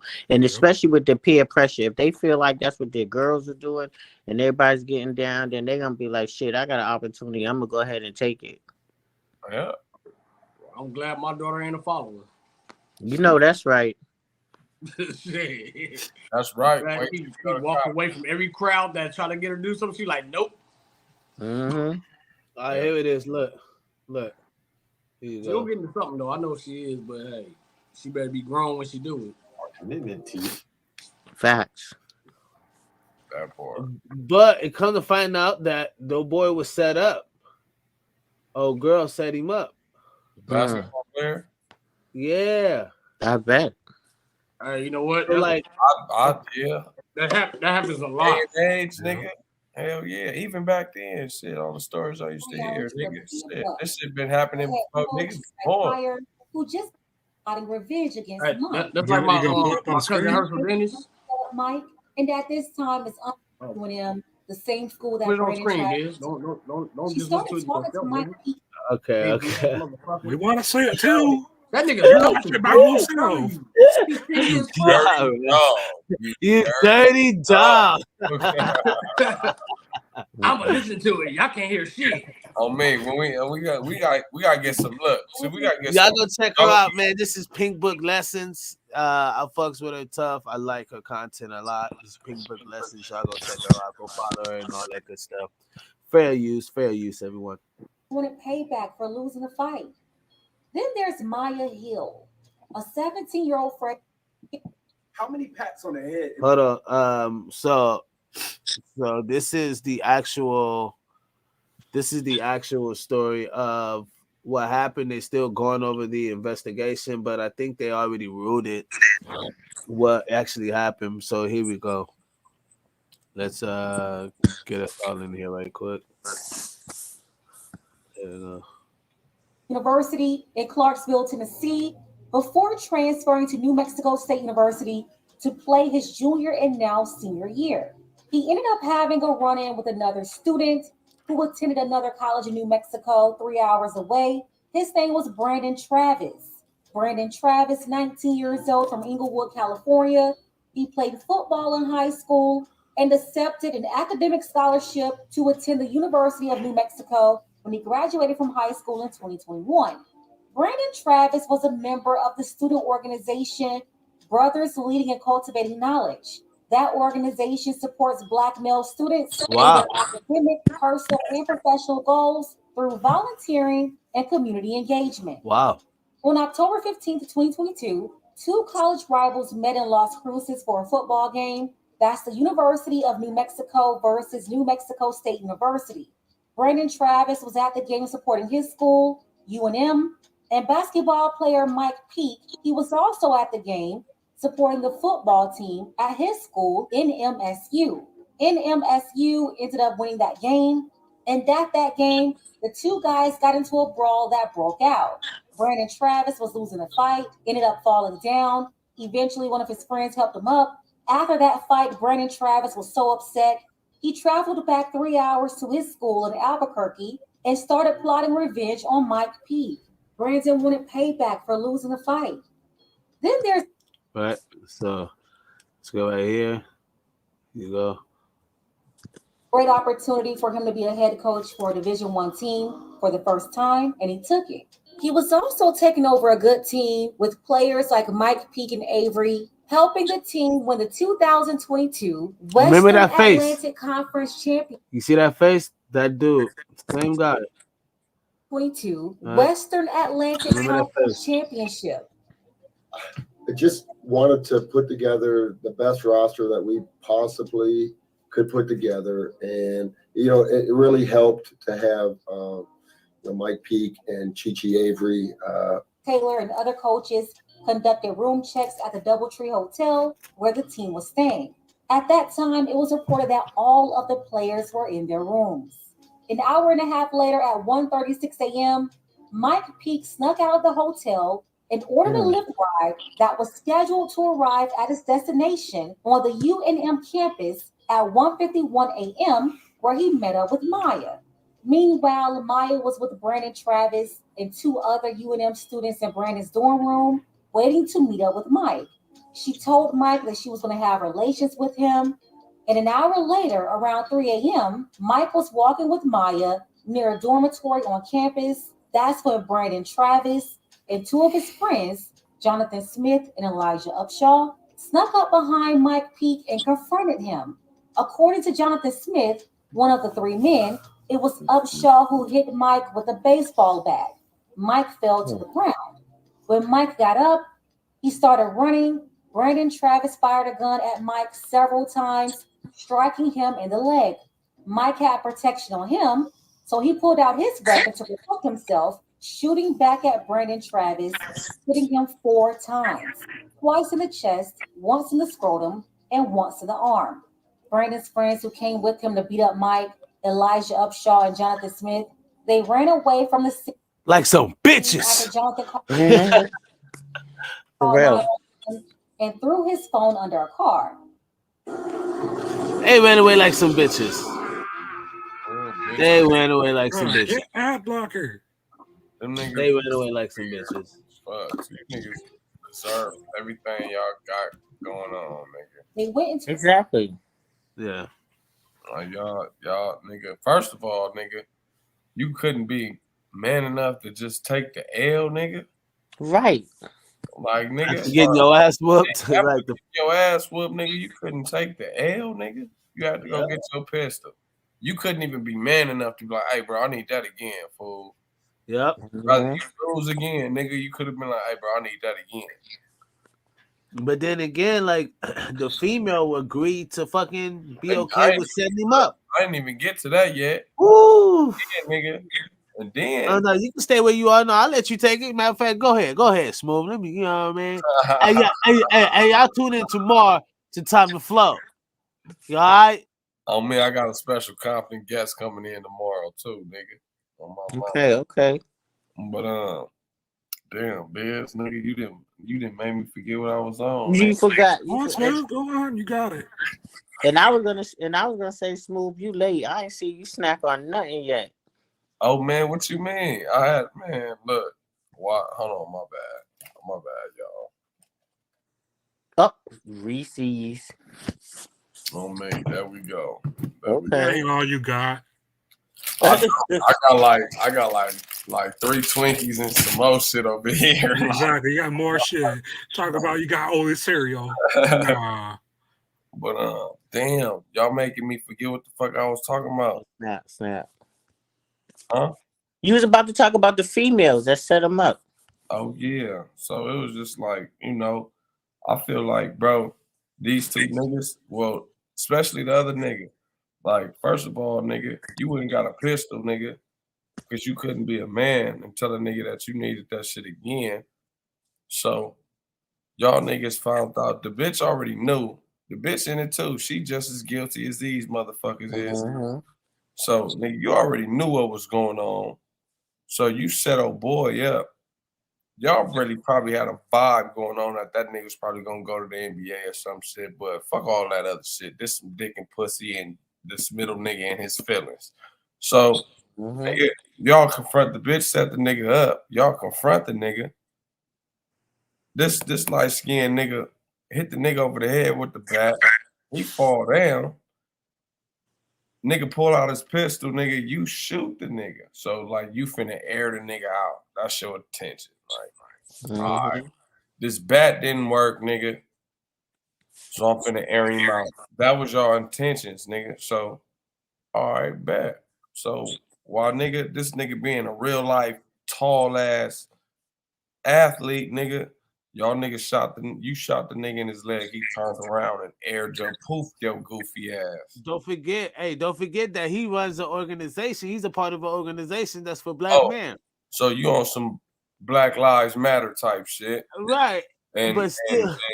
But you in your feelings after all these years, you holding a grudge, nigga, or after all these months, whatever the time frame was, nigga, you holding a grudge, nigga. You on some Black Lives Matter shit and you holding a grudge on some murdering type. I'm finna murder this nigga. You want to save black niggas, but you want to kill this nigga. California. Like, that's stupid. That's where we fuck up at in real life, nigga. But right, Black Lives Matter, but you taking it. That part. And like I was saying, like, that was goofy. And then on top of that, when this nigga shot the nigga twice, his other two partners probably was still running towards the nigga as well. So while the nigga dropped and aired poofed his ass, the other two niggas was, come on, bro. Y'all niggas ran like hoes, nigga. Bro, they even took the Because body. obviously the nigga got shot in his leg, so he can't run. Exactly. If they watch, if you watch this And now look, this episode. My bad, bro. You good. If they watch this episode right here, they'll see that the people smooth, like them niggas have ran. They changed. I think they tossed some shit. And then they came back to the scene. The dude that was shot, the basketball player, he called the cop and then he tossed his phone under the car. Oh, okay. But the other two dudes, they left and came back. And what happened then? Oh, they all got caught up. Well, they was trying to see if they were trying to see if anything happened to their boy. Come to find out their boy died on the scene. Yeah, they left and came back and found a pool of blood. Oh, they went. So the body, everybody was gone by the time they came back. Exactly. No. By the time they came back, I'm sorry. By the time they came back, everybody was there. The cops was there. There's a big old caution tape and all that shit. Yeah, they wanted to see what was going on. Right, they wanted to see his body. Like, they wanted to see if he was all right. Come to find out, he passed. He died right there on the scene. But the basketball player dude was sent to the hospital. So niggas was like, now, and from this picture that you showing, both these niggas in jail though, because those look like mugshot pictures. Yeah, here we go to this part right here. Pop him up on the screen. You know what I mean? Yeah, I'll y'all like, share, and subscribe, man. We in the after hours tonight. Here you go, little bit. A tablet in the trunk of the car, and moments later, Mike was transported to the UNM hospital. The next morning, the state police went to the Doubletree Hotel. By then, the head coach had already been in contact. An active threat to this community. As for Mike P, he was seen on video picking up his tablet to meet up with 3 of his teammates and a woman who was driving a yellow Camaro, who placed his gun and tablet in the trunk of the car. And moments later, Mike was transported to the UNM hospital. The next morning, the state police went to the Doubletree Hotel. By then, the head coach had already been in contact with the athletic director, who briefed him on how they will handle the situation, dumping their clothes in a sewer drain. They then went back to his phone under a car. They went to protect himself, shooting back at Brandon Travis, hitting him 4 times, twice in the chest, once in the scrotum, and once in the arm. Brandon's friends who came with him to beat up Mike, Elijah Upshaw and Jonathan Smith, they ran away from the scene after Jonathan called 911 and threw his phone under a car. They went into a residence hall where they changed clothes, got into Jonathan's car, and the 2 guys drove to a nearby lake, dumping their clothes in a sewer drain. They then went back to the crime scene and stood in the crowd of people that gathered around Brandon Travis while police attempted to help him. But unfortunately, Brandon passed away on site.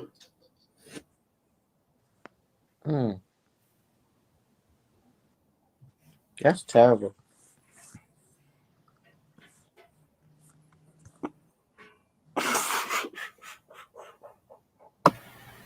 They some bitches. Yeah, unfortunately, nothing, nigga. You did some dumbass, goofy shit and got your poof, nigga. That was stupid shit, nigga. On my mama. Hey, y'all watching this shit, nigga? Think before y'all make stupid, weird ass, dumbass decisions like this, nigga. Cause you gonna run up on a nigga that's gonna end that shit. Yo, dumbass. All that macho shit, nigga, that you be doing around your homies and on the internet. For the fact that you gonna bring 2 of your other homies. Yeah, and you gonna bring other people into, and then on top of that, bro, you don't know who really love you in real life. Facts. So stop doing dumb shit, bro, to get yourself fucked up. Like, just stop, because you never know. All the motherfuckers that you see around you right now might not really give a fuck about you. Only care about what you do for them. That's it. You're not knowing that it's real life, genuine people that really love you, like really, really love you.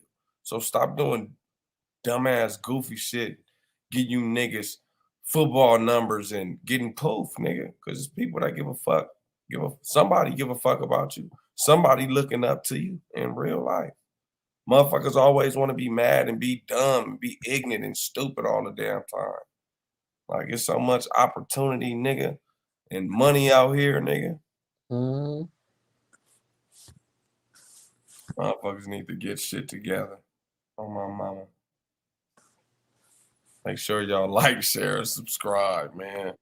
I'm floating, don't mind me. Yeah. I'll see y'all tomorrow for Time to Float. I might bring the homegirl Compton Bleezo in the building tomorrow. See what she on. Okay. And for sure, I'm gonna have that nigga Biz in the building because I need to holla at Biz on some music shit. Yeah, I gotta pick Biz brain a little bit. So you know. Hey, just don't leave him on the couch by himself. If you hear him saying, "Whose is it? What's my name?" Just redirect his ass. I'm gonna have to snap him back into it. Right. Make sure he start gazing at more fucking people.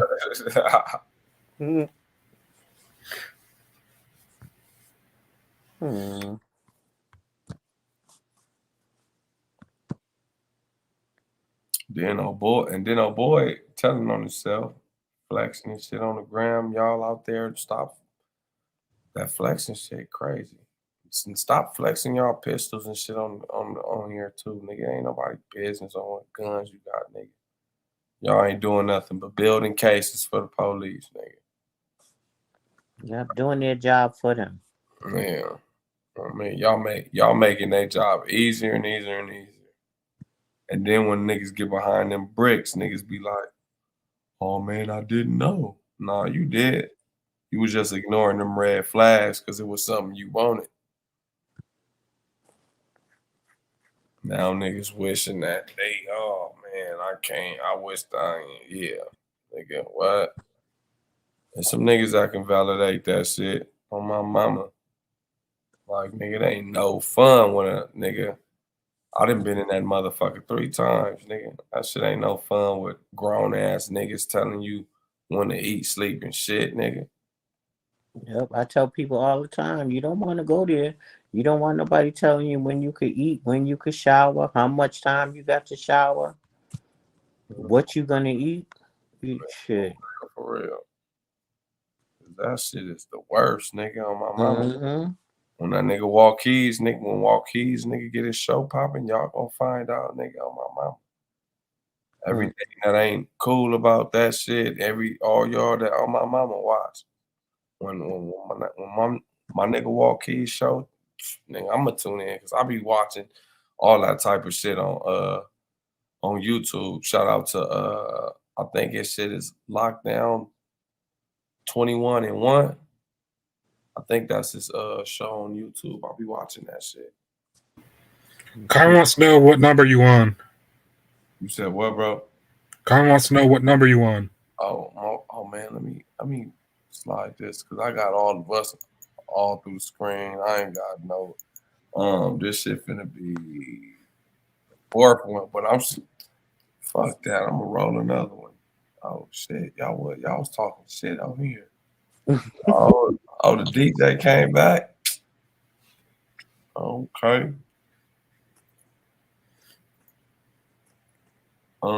Yeah, I think this finna be the 4th one, Karma. But yeah, good people, make sure y'all use your common sense. Yes. For me, are you gonna be trying to find out how to get a phone in that motherfucker? And I just seen a nigga, I just seen a dumbass on the internet too. This nigga want to record the COs in the jail. Are you on Grind Face too? Yep. Yeah. I fuck with Grind Face. Yeah. Shout out to Grind Face. They know what time it is, nigga. But the nigga gonna grab his phone and again, telling everybody their business, nigga. Cause the nigga wanna go viral. This nigga then got his ass in a whole bunch of trouble. Behind that shit too. All right, I'm What the fuck? And now that nigga fucked up, in trouble, nigga got the CO niggas in some investigation type of shit. Now, just now, I'm gonna say this. Look how not minding your business just fucked up a gang of businesses. Now you just fucked up a gang. Now what if them niggas was doing that shit for 100 niggas up in there, and 100 of them niggas got bread to do what they do with these niggas? There we go. And what if they fucked that up? Because you run your mouth trying Well, to go reach viral. out. So what happened? Reach out. Messing up somebody's bread. You don't be messing with nobody's bread and butter right now. Yeah. Not that one. We already read that one. The new one. Don't fuck. Nope. Next one.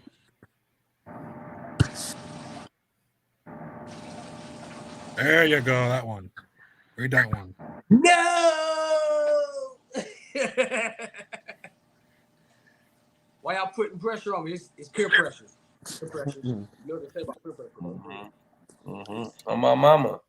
That nigga walk. Yeah, I be listening, nigga. It's on my mama. Like I said, I'm for sure gonna tap in, nigga. Especially when that nigga be doing this, nigga having them nigga when niggas do your videos and or nigga on my mama, I'ma tap the fuck in. Cause like I said, I sit on the regular and watch the homie on Lockdown 21-1. And I'm like, nigga, I watch that on the regular, nigga, cause it's just interesting. Oh, and 1090J, nigga. I be fucking with bro too. So Hey, shout out look, to 1090J. I'm gonna tell y'all something, but And just knowing a nigga that I'm gonna tell like y'all in the back office. all right, but yeah, nigga, that should be Because I'm glad you came back because I got some news for you. Really? Yes. In the back office though. You know what I'm saying? I can't spoil it over here. Hey bro, don't you ever in life turn pink and say yes like that, Walt. Yeah, he did look a little peakish there. Huh? Nigga, I don't have a choice. Do you see my color? Out here blushing and shit. Nigga, I ain't got no other color but the turn. Well, people, thank y'all so much. Really appreciate y'all for tuning in. Carmen, you always been like, you know what I mean? You the ride or die, gang. Appreciate you always, man, for tuning in.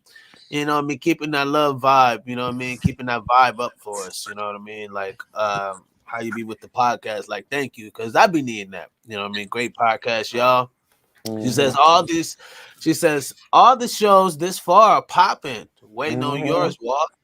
I'm telling you, man. Hey, well, look, Karma, I'm gonna tell you this. The show is coming soon. It's gonna be me and Dino. So it's coming soon. Graveyard shift. It's gonna be funny as fuck.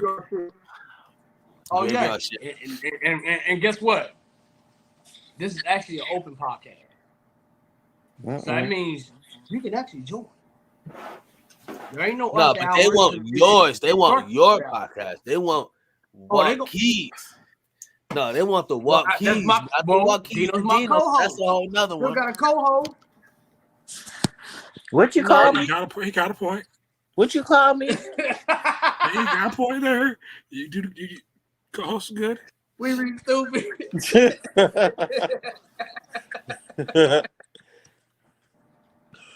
Oh my god! Hey, I'm not gonna play with you, Riri. I don't like this nigga calling me names. He's calling me out.